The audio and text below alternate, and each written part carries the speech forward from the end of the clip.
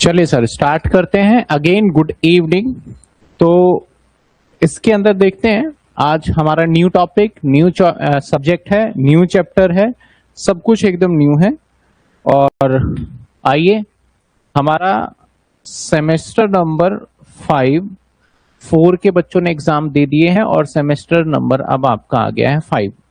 Semester 5 का जो आपका जर्नी है वो बहुत ज्यादा आसान नहीं रहने वाला एज कंपेयर सेमेस्टर नंबर 4।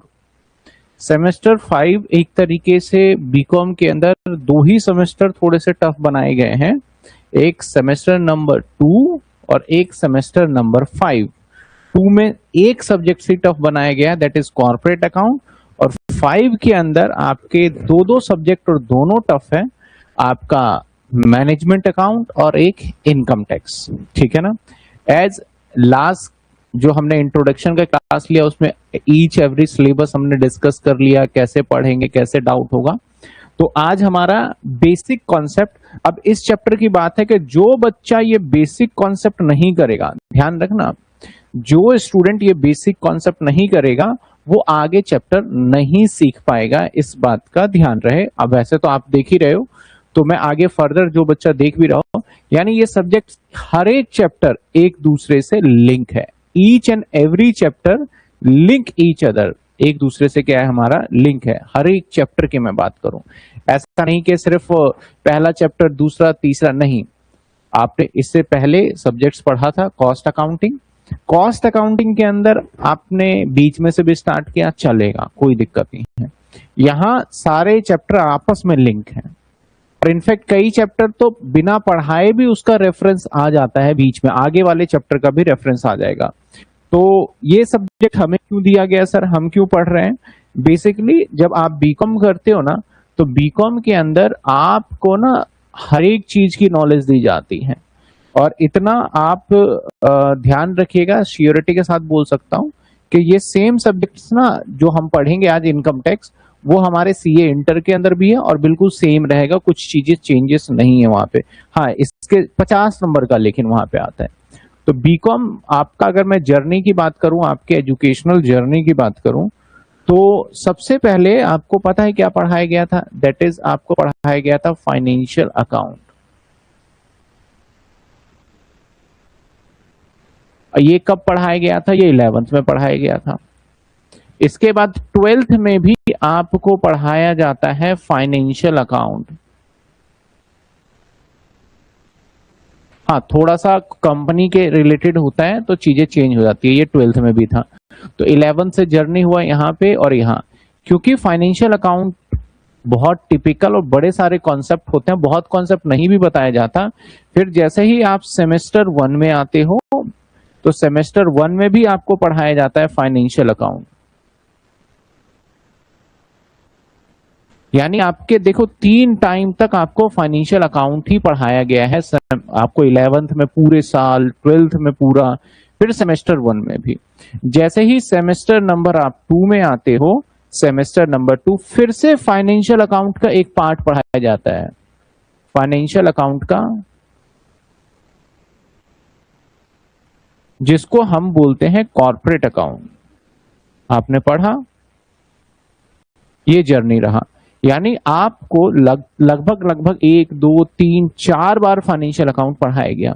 और अकाउंट्स यहां तक मानते हैं कि हम अपने एजुकेशनल जर्नी में कि हमें अकाउंट्स की नॉलेज हो जाती है, और अगर थोड़ा बहुत टफ या थोड़ा बहुत और कुछ आया तो उस सिचुएशन में मैनेजेबल है, हम सीख लेंगे। तो यहां तक की जर्नी में आपको बताया जाता है। जैसे आप सेमेस्टर 3 में जाते हो तो आपको न्यू अकाउंटिंग सिखाया जाता है, दैट इज सेमेस्टर 3 में आपको पढ़ाया जाता है फाइनेंशियल मैनेजमेंट। यानी आपने पढ़ा, ये आपको पता भी है कि कंप्लीटली डिफरेंट फ्रॉम दीज। यहां पे देखो, आप P and L balance sheet, यहां भी P and L balance sheet, यहां भी P and L balance sheet, यहां भी P and L balance sheet, यही सारी जर्नी चलती है आपकी। आगे यहां पे आ जाते हैं तो यहाँ P and L balance sheet का नामो निशान मिट जाता है। तो ये भी हमारा एक आगे हम सीखते हैं। इसके बाद जैसे ही हम जाते हैं कहां पे सर, सेमेस्टर नंबर 4 में जा गए थे हम। सेमेस्टर 4 में इसी का एक और अलग टॉपिक पढ़ा, कॉस्ट अकाउंट। और यहाँ पे भी देखा था आपने कि कहीं भी ऐसा नहीं डिस्कशन था जो यहाँ पे होता था। तो यहाँ पे हमने एक पढ़ा था कॉस्ट अकाउंट। अब कॉस्ट अकाउंट के बाद अब आ चुके हो आप सेमेस्टर नंबर 5 में, जहां पे आपको पढ़ाया जाएगा इनकम टैक्स, और सेमेस्टर 5 में डबल एक मैनेजमेंट अकाउंट। ये दोनों अकाउंट्स हैं, ये भी आपस में कंप्लीटली डिफरेंट है। आपने 11वीं क्लास में ना एक बेसिक सा, क्योंकि बहुत टाइम हो गया आपको पढ़े हुए, ब्रांचेस ऑफ अकाउंट होता था, और एग्जाम में थ्योरी भी पूछा जाता था कि ब्रांचेस ऑफ अकाउंट क्या है। तो ये सारे अकाउंट्स के क्या हो गए, ब्रांचेस हो गए एक तरीके से। जब आप जाओगे कहां पे सर, सेमेस्टर 6 में जाओगे तो आपको पढ़ाया जाएगा जीएसटी। यानी मैं ये नहीं कहूंगा कि एकदम डेफ नॉलेज, मैं ये नहीं कहूंगा कि एकदम ऊपर से, लेकिन अच्छा खासा आपके स्कूलिंग लाइफ से लेके कॉलेज लाइफ तक आपको प्रॉपर तरीके से सब चीज बताया जाता है। अकाउंट्स के सारे कॉन्सेप्ट, सारे पार्ट्स जो यूज होते हैं एक कॉमर्स के स्टूडेंट को आना चाहिए, वो सब बताया जाता है, जिसमें से हमने इतनी सारी चीजें सीख ली है। अब हम सेमेस्टर 5 में एक इनकम टैक्स पढ़ेंगे और एक मैनेजमेंट अकाउंट पढ़ेंगे, दोनों। तो हमारा आज का तो मुद्दा सिर्फ इनकम टैक्स ही, और इनकम टैक्स पे फोकस करेंगे। तो सर इनकम टैक्स होता क्या है, क्यों कराया गया इनकम टैक्स की अगर मैं बात करूं कि क्या है इनकम टैक्स के अंदर, तो देखिए इनकम टैक्स के अंदर अगर मैं लेके चलूं सर, चलिए सर हमारा इनकम टैक्स की हम बात करें, फिर इसके बारे में भी समझेंगे अबाउट के क्या है। देखो टैक्स जो है ना, क्यों बना, कैसे बना, और क्यों हमें सीखना चाहिए। तो मैं अगर सिंपली बात करूं टैक्स की, तो टैक्स जो है ना हमारे इंडिया में अगर देखा जाए तो बिल्कुल इनिशियल और एकदम स्टार्टिंग स्टेज पे चले तो आपको पता है कि इंडिया के अंदर ना जो कहा जाता था कि भारत हमारा जो है एक सोने की चिड़िया है। यहाँ पे लोग ऐसे रहते थे, भाईचारा बहुत था, और इतने ज्यादा पैसे के पीछे, मतलब पैसा क्या था वो जानते ही नहीं थे। इस तरीके से पहले रहा करते थे बहुत पुराने टाइम पे। जब इंडिया के अंदर अंग्रेज आए और उन्होंने जब शासन काल, तो वो बिजनेस लेके आए, वहां से वो बिजनेस की बातें करने लगे। उनको लगा हमें अब उनको क्या था कि मिलके नहीं रहना, हमें राज करना है, राजाओं वाला ट्रेंड लेके आए वो पूरे इंडिया के ऊपर राज करने वाला। वहां पे उन्होंने सोचा यार जब हम राजा हैं, राज करेंगे, तो राजा का मतलब क्या होता है कि हमारे जितने भी पब्लिक है इनको सुविधाएं देनी, सारी चीजें देनी, तभी तो वो हमारे ऊपर डिपेंडेंट होगा। तो उनको सुविधा देने के लिए हमें पैसा भी चाहिए। तो वहां पे उन्होंने लगान का कॉन्सेप्ट लेके आए थे स्टार्टिंग में, और लगान वसूला करते थे कि भाई आपको जिसकी जितने ज्यादा पूंजी, जितने ज्यादा पैसे हैं, उसके हिसाब से आप मुझे टैक्स दोगे, यानी कुछ पैसे मुझे भी देना पड़ेगा अगर आपको यहाँ रहना है। तो उस टाइम के बाद फिर हमारा इवेल्युएट हुआ हमारा इनकम टैक्स का concept. Income tax first time देखा जाए तो 1860 के अंदर लाया गया। जब 1860 में इनकम टैक्स बना था तो कुछ भी नहीं था, वही सिंपल से भैया कि किसी से पैसे लेना, हमने एक पैरामीटर सेट कर दिया था अंग्रेजों ने, क्योंकि हमारा तो खुद का ऐसा लॉ भी नहीं था, हम कुछ इतनी चीजें, हम कॉमर्स के अंदर इतने ज्यादा उलझे हुए भी नहीं थे। तो ब्रिटिश सबसे पहले लेके आई, इंट्रोड्यूस क्या करती है 1960 में। ये बड़ा बिखरा हुआ सा था, छोटी छोटी चीजें इनकम टैक्स, ये दे देना, बात खत्म, एक लेके आए। उसके बाद फिर 1960 कह रहा हूं, 1860 के अंदर, फिर 1886 1886 के अंदर फिर इसको अमेंड किया गया। मतलब बोला गया यार इसके अंदर बड़ी सारी कमियां हैं, हमें और भी चीजें इसके दायरे में लाना चाहिए, और चीजें इसके अंदर रखना चाहिए। जैसे आपका सिलेबस क्या होता है कि नई चीजें ऐड ऑन हो जाता है, क्योंकि ये चीजें आ गई। आने वाले समय में आपके बीकॉम के अंदर एआई इंट्रोड्यूस किया जाएगा, मतलब एआई से रिलेटेड सब्जेक्ट्स भी पढ़ने पड़ेंगे, क्योंकि इसका यूज हो रहा है। तो जैसे जैसे चीजें समझ में आता है यूज, तो इसको अपडेट किया गया, लेकिन फिर भी इतना ज्यादा वो नहीं था। यहाँ पे इंडिया के अंदर इनकम टैक्स जब अंग्रेज इंडिया में थे तब उन्होंने बनाया था इंडिया के अंदर 1886 के अंदर। अब भाई ये भी इतना ज्यादा अच्छा इनकम टैक्स नहीं था, मतलब ऊपर ऊपर फिर लगा यार और ज्यादा हमें टैक्स की जरूरत है, और चीजों को इसके अंदर लाना चाहिए। फिर दोबारा से इनकम टैक्स आया हमारा कब, 1918 के अंदर, 1918 के अंदर। ये हमारा इंडिपेंडेंस, बिफोर इंडिपेंडेंस आया, मेड सेवरल इंपॉर्टेंट चेंजेस, कुछ चेंजेस लेके आए थे। मतलब यहां तक सारा का सारा राज देखोगे तो ये सारा का सारा किसका रहा था, लगभग लगभग यहाँ पे तो अंग्रेजी था उसी के हिसाब से। अब देखो अंग्रेज के शासन में ऐसा नहीं था कि सब कुछ अंग्रेज के हाथ में था, कुछ इंडियन भी थे जो अपने हाथ में रखते थे उस टाइम पे। फिर तुरंत कुछ सालों के बाद चेंजेस लेके आया गया 1922 के अंदर, और 1922 के अंदर मेजर चेंजेस आए थे, काफी सारी चेंजेस को लाया गया। फिर इसके बाद आपको पता ही है कि 1947 के अंदर हमारा भारत आजाद हो गया था। आजाद इन द सेंस कि हमें अब सब कुछ अपने दम पे अपने तरीके से चलाना था। तो जैसे ही हमारा देश आजाद हुआ था, आजादी के बाद हमारी हालात ऐसे थे, आपको पता होना चाहिए कि उस टाइम पे कहा जाता है कि हमारे पास खाने तक के पैसे नहीं थे। और हमारे पास कैसे, क्योंकि जितना हमारे पास ट्रेजेडरी था, जितना हमारे पास खजाना था, वो सब अंग्रेज लूट के चले गए थे, सारा का सारा ले गए थे और इधर उधर हो गया। तो हमारी हालात बहुत खराब हो गई थी।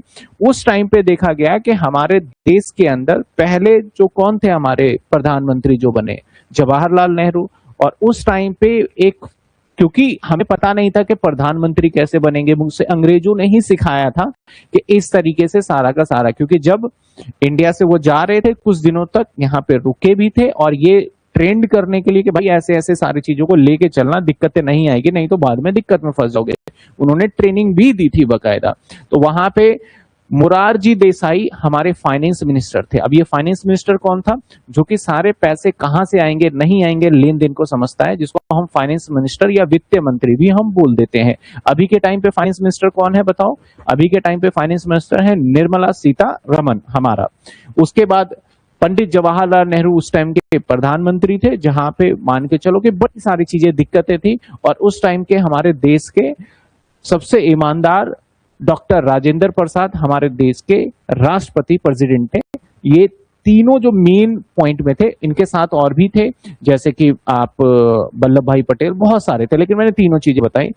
जब हमारा देश आजाद हो गया, आजाद होने के बाद वो पुराने वाला टैक्स लॉ चलता आया था। कौन सा वाला चल रहा था, हमारा पुराने वाले टैक्स लॉ की बात करें तो ये 1922 चल रहा था। इसमें इतनी सारी कमियां थी जिसको लगभग लगभग 40 साल तक चलाया।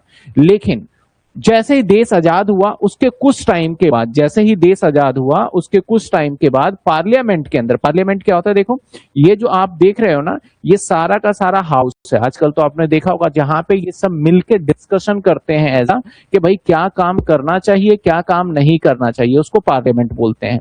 तो इस पार्लियामेंट में बोला कि भैया हमें अपने देश को चलाने के लिए मेजर पैसा चाहिए, बहुत पैसे की जरूरत है। और कुछ लोग तो बहुत अमीर है और कुछ लोग बद से ज्यादा बदतर गरीब हालात इतने, तो जो अमीर लोग हैं उससे हमें थोड़े पैसे मदद चाहिए। अब किस अमीर से कितना पैसा लेंगे ये डिसाइड हम एक कानून बना देते हैं कि जिसकी इनकम जितनी होगी उसको देना पड़ेगा। स्टार्टिंग में तो ऐसा था कि 5,000 से ऊपर अगर आपकी इनकम होगी तो हम आपसे टैक्स ले लेंगे। तो फिर वहां पे बनाया गया सबसे पहले एक बिल ड्राफ्ट किया, जो हमारे मुरारजी देसाई थे, इन्होंने क्या करा, एक बिल ड्राफ्ट किया। अब बिल ड्राफ्ट क्या होता है, इसके अंदर क्या क्या कानून रहेगा, मतलब बिल जो भी ड्राफ्ट होता है ना, पुराने वाले जो एक्ट थे उसी को ध्यान में रखे और क्या चीजें उसके अंदर एड ऑन करना है। एक तो नया बिल ड्राफ्ट होता है हमारा, जो कि बिल ड्राफ्ट किया गया। अब बिल जैसे ही ड्राफ्ट हुआ उसके बाद लोकसभा के अंदर, जैसे कि मैंने आपको बताया कि लोकसभा होते हैं दो, हमारे असेंबली है, एक लोकसभा और एक राज्यसभा। जहां पे कोई भी बिल आता है तो वहां पे कानून को दिया जाता है और फिर उस कानून को पास किया जाता है। जैसे अभी हाल फिलहाल में आपने देखा होगा कई सारे कानून पास हुए, जैसे कि फॉर एग्जांपल ट्रिपल तलाक का एक कानून था। फिर और भी अभी जो कि एक बिल आ नहीं पाया, जो कि लाने की सोच रहे थे, क्या नाम था हमारा एक बिल का, जो कि कह रहे थे इंडिया के अंदर आपको प्रूफ देना पड़ेगा रहने के लिए, मेरे दिमाग से निकल गया। एनआरसी बोल रहे थे लागू करेंगे, तो कुछ बिल पास कर दिया इन्होंने, कुछ नहीं कर पाए। तो सेम वैसे ही होता है, ड्राफ्ट होता है फिर लोकसभा में जाता है, लोकसभा के अंदर जाने के बाद, जैसे 370 को हटाना था तो पहले ड्राफ्ट बनता है, फिर लोकसभा में कौन बैठते हैं, एमपीज बैठते हैं, वो मिलके डिस्कस करते हैं। डिस्कशन क्या करना है कि डिस्कशन यही करना है कि एक जो फाइनेंस मिनिस्टर है वो अपनी बातें रखता है, ये सब सुनते हैं, उसके बाद ये वोट कास्ट करते हैं। भैया वोट कैसे देते हैं, चलो भाई ठीक है तुम ये काम कर लो, बढ़िया काम है। इसके अंदर दोनों तरीके के लीडर होते हैं, अपोजिशन भी और फेवरेबल। अभी हमारे भारत के अंदर अपोजिशन कौन है, कांग्रेस, और जो हमारा मेन लीड रोल कर रहा है कौन है, बीजेपी। वो सभी बैठे रहते हैं, तो सभी की सहमति देखी जाती है। उसके अंदर एक मेजोरिटी परसेंटेज होता है जिसकी सहमति देखी जाती है। फिर यहाँ पे वोट कास्ट होता है। डिस्कशन के बाद क्या करते हैं, वो वोट कास्ट कर लेते हैं। डिस्कशन के बाद क्या करते हैं, वोट कास्ट होने के बाद ये फिर राज्यसभा में जाता है। यहाँ पे तो सारे के सारे एमपी होते हैं जिसको हम मेंबर ऑफ पार्लियामेंट कहते हैं। उसके बाद राज्यसभा में हर एक स्टेट से कुछ मेंबर को राज्यसभा भेजा जाता है कि भैया तुम वहां पे ध्यान रखना। जैसे कि अभी हाल फिलहाल में आपने देखा होगा, बिहार से जो पहले मुख्यमंत्री थे नीतीश कुमार, उसको दिया गया भैया राज्यसभा में चले जाओ और वहां पे देखरेख करना। तो राज्यसभा के अंदर जाते हैं और राज्यसभा के अंदर जो बिल होता है, ये बिल यहाँ आता है। अब लॉ बनने के लिए ये मैंडेटरी है कि दोनों जगह से पास होना चाहिए, दोनों जगह से पास होना चाहिए। एक चीज समझना, अगर मान लो मोदी जीत जाते हैं, मोदी सेंटर के अंदर है और सारे स्टेट देखो, क्योंकि जो एमपी का इलेक्शन होता है वो एक ही दिन में एक ही बार में सारा होता है पूरे के पूरे भारत में, और उसमें 283 जो सीट होते हैं वो जो लेके आता है वो जीत जाता है, मान लेते हैं इस तरीके से रहता है। अगर कोई जीत भी जाता है, मान लेते हैं सभी राज्य में, सभी स्टेट में बीजेपी की गवर्नमेंट ही नहीं है, सभी स्टेट के अंदर पता है किसकी गवर्नमेंट है, मान लेते हैं कहीं कांग्रेस का है, कहीं पे अदर है, सब अलग अलग पार्टी बना रखी है। तो वो जो बाकी के स्टेट वाले बैठेंगे वो कहां बैठेंगे, स्टेट वाले यहां बैठे होंगे, और यहां पे कौन बैठे होंगे, यहां सेंटर वाले होंगे। लेकिन बिल पास होने के लिए दोनों जगह चाहिए, यहां भी पास होना चाहिए। और तो अगर देश का प्रधानमंत्री कोई भी बनता है, वो जीत भी जाता है और बाकी राज्यों में अगर उसके मुख्यमंत्री नहीं है, तब वो किसी कानून को बदल ही नहीं सकते, इतनी ताकत ही नहीं होती उनके पास बदलने की, क्योंकि यहां से तो वो जीत जाएंगे, लेकिन वो बिल जब यहां पे आएगा वो सब मना कर देंगे भाई, दूसरे राज्य वाले मिलके, अपोजिशन वाले, नहीं आएगा नहीं आएगा। यहां पे जीत गए और यहां पे नहीं जीत पाए, ऐसे सिचुएशन में ये बिल यहां से रिटर्न हो जाएगा, मतलब आपकी सारी मेहनत यहां से यहां तक खत्म, अब ये कानून बन नहीं सकता।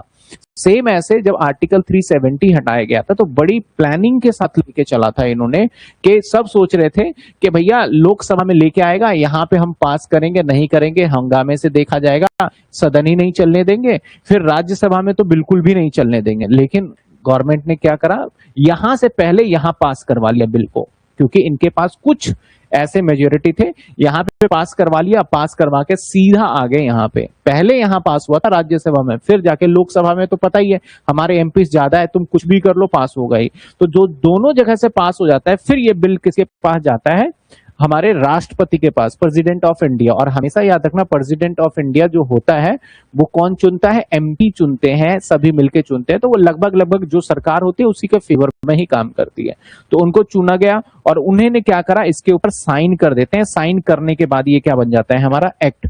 तो जब ये देश आजाद हुआ, देश आजाद होने के बाद जो हमारा ये बिल वगैरह ड्राफ्ट हुआ, तो यहां पे ये जो कानून पता है कब 1947 में लेके नहीं आए, ये 1961 के अंदर इनकम टैक्स न्यू वाला लेके आ पाए।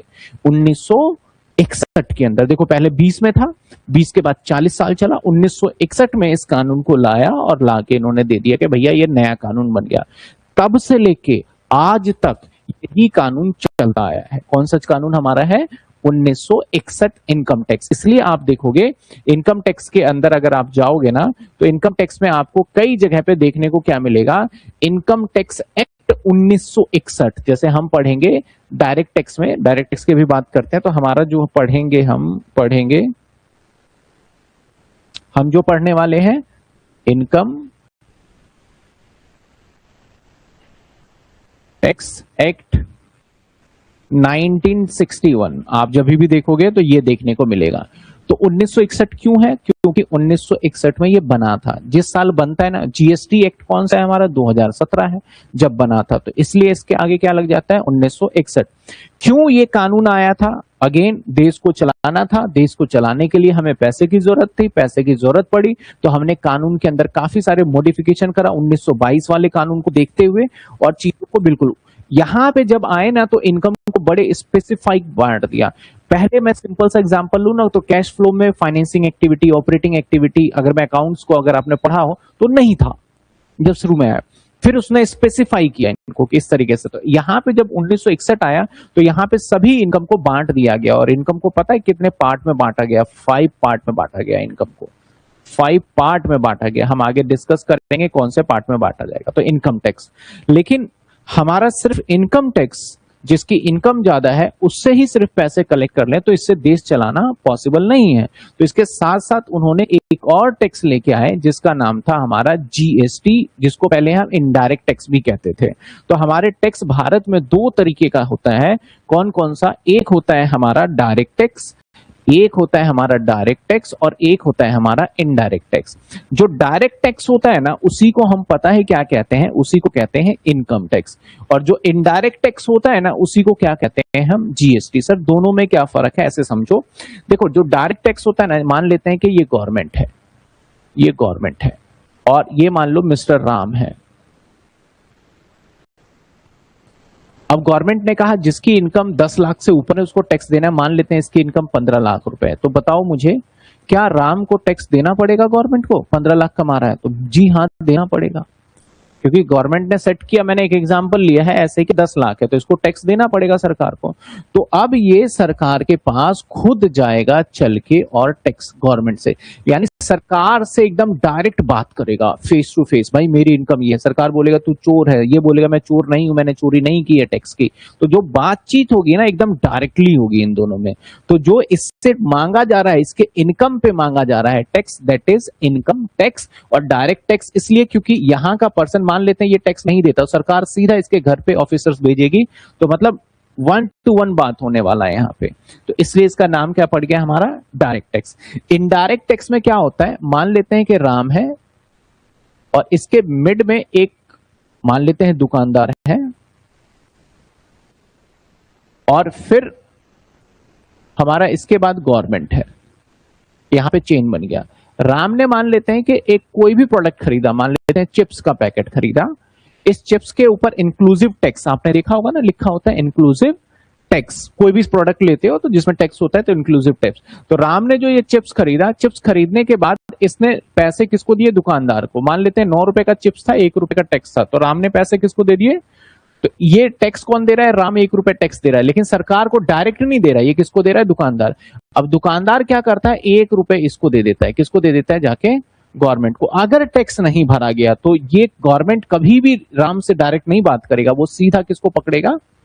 दुकानदार को पकड़ने वाला है। यानी टैक्स मैं गवर्नमेंट को तो दे रहा हूं, लेकिन मैं डायरेक्टली नहीं दे रहा हूं। मेरे मीडियोकर जो दुकानदार है, जो बिजनेसमैन है, उसको मैं टैक्स देता हूं और वो देता है। इसलिए इसका जो टैक्स जा रहा है वो डायरेक्ट सरकार के पास नहीं जा रहा है। कैसे जा रहा है? इनडायरेक्टली जा रहा है। तो इसलिए 2 तरीके का टैक्स हो गया, एक डायरेक्ट हो गया। समझ में आई बात आपको? डायरेक्ट टैक्स मैं खुद ही देता हूं और इनडायरेक्ट टैक्स हम नहीं देते, हमारे बिहाफ पे कोई और जमा करता है। पेमेंट हम ही करते हैं वैसे तो।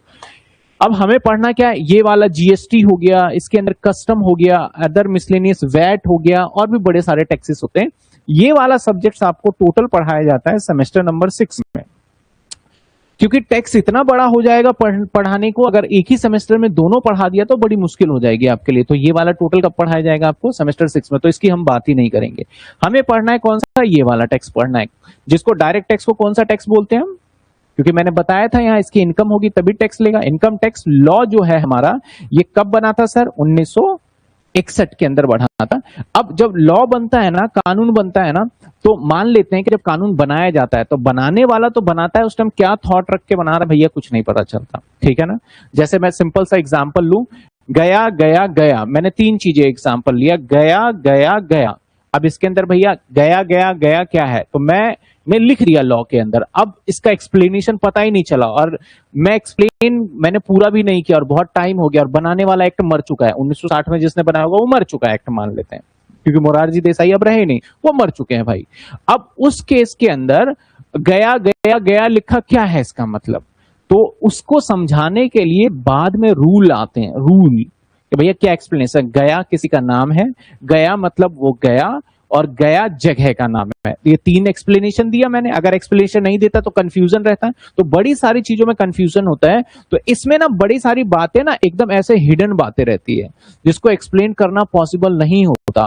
तो क्योंकि जब एक्ट बना रहे होते हैं तो फर्स्ट फ्रेश एक्ट बनता है, तो उसमें गलतियां बहुत सारी होती है। आप देखना, जब आप कोई चीज नोट्स बनाओगे तो पहली बार जब नोट्स बनाओगे या कुछ चीजें बना रहे होगे तो उसके अंदर एरर्स होंगे, दूसरी बार उससे रिफाइन होता है।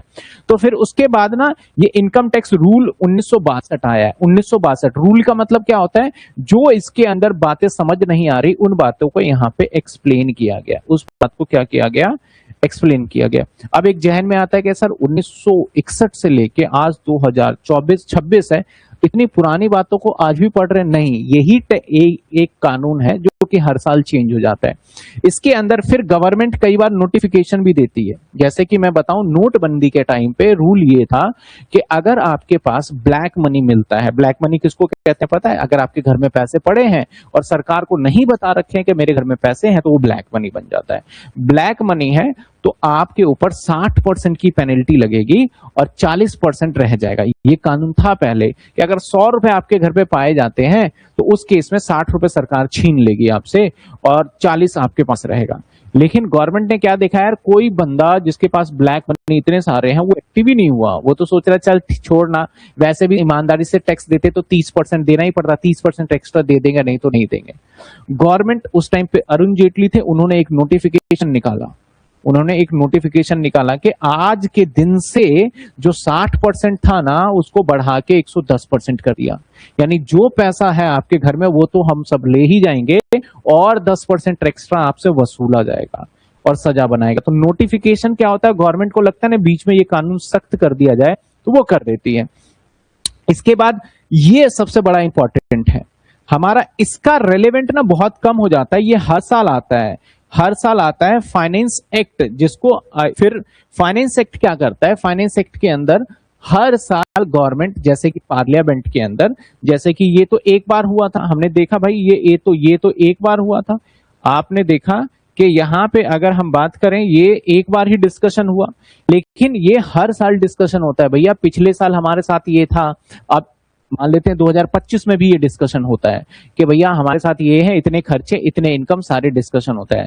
तो अब भाई डिस्कशन होगा तो खर्चा पैसा कहां से आएगा, तो उसको अपडेट किया जाता है। तो हर साल हमारा एक ऐसा इनकम टैक्स ही कानून है जो कि एवरी ईयर अपडेट होता है। तो अपडेट जो होता है वो किसमें होता है, हमारा फाइनेंस एक्ट के थ्रू होता है। किसमें होता है, हमारा फाइनेंस एक्ट होता है। अब इसके अंदर इसको फाइनेंस एक्ट को इंप्लीमेंट करना, सारी बातें बताना, सर्कुलर करना, ये सीबीडीटी का काम होता है। सीबीडीटी कौन होता है, सेंट्रल बोर्ड डायरेक्ट टैक्स। और इसके बाद फिर कुछ केस लॉ भी बन जाते हैं। मान लेते हैं कोई डिस्प्यूट होता है, उस केस में केस लॉ भी बन जाते हैं। जैसे कि मान लेते हैं कि एग्रीकल्चर इनकम एग्जेम्प्ट माना जाता है, लेकिन कई बार एग्रीकल्चर की डेफिनेशन नहीं गिवन, क्या एग्रीकल्चर, कुछ लोगों ने ऐसे करा।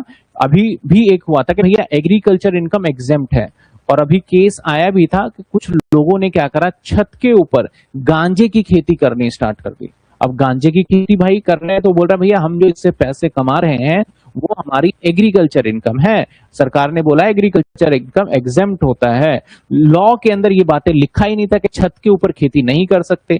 फिर उसको अमेंड किया गया, कब अमेंड हुआ होगा, अमेंड का मतलब चेंज किया गया, फिर फाइनेंस एक्ट में आया किस तरीके से। सेम मैं बात करूं क्रिप्टो करेंसी, आज से पहले बिटकॉइन नाम की कोई चीज ही नहीं हुआ करती थी और किसी ने सुना भी नहीं था।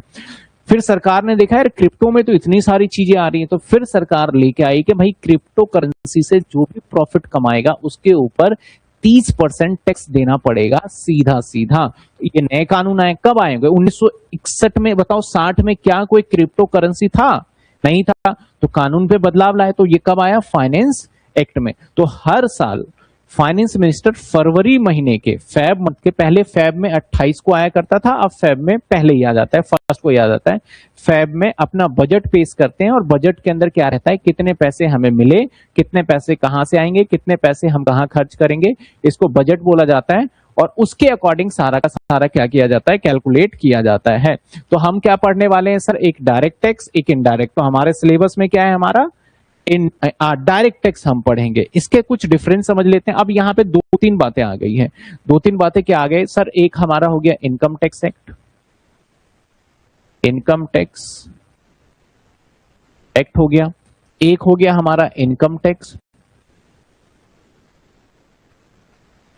रूल हो गया, एक हो गया हमारा इनकम टैक्स, या फिर मैं बोल दूं जिसको फाइनेंस एक्ट। ये ना तीनों बातों को मिला के हमें पढ़ना होता है, ठीक है ना। लेकिन आप चिंता मत करो, आपको कभी पता ही नहीं चलेगा कि मैं इनकम टैक्स पढ़ा रहा हूँ, रूल पढ़ा रहा हूँ, या फिर मैं फाइनेंस एक्ट को पढ़ा रहा हूँ। मैं इस हिसाब से पढ़ाऊंगा जिसमें आपको ये समझ ही नहीं, मतलब कि डेप्थ में पता ही नहीं कि हम क्या पढ़ रहे हैं प्रॉपर तरीके से, क्योंकि मैंने पढ़ने का काम मेरा था, मैंने पढ़ लिया। अब मुझे आपको जो चीजें पढ़ाना है वो मैं सारा पढ़ाऊंगा। अगर जो स्टार्टिंग में पढ़ता है, तो मान लो मैं ये पढ़ने बैठा 1961, यहाँ पे मेरा दिमाग खराब हो गया 1961 पढ़ने में, कुछ बातें समझ ही नहीं आ रही, कैसे पढ़े यार इसको, इसमें जो चीजें लिखा हुआ वो क्लियरिटी नहीं मिल रहा है, कैसे करना है। तो मैंने बहुत चीजें पूछा, तो बोला भैया जो समझ में नहीं आया कहां पढ़ो आप जाके, रूल्स में पढ़ो। कहां पढ़ो जाके आप?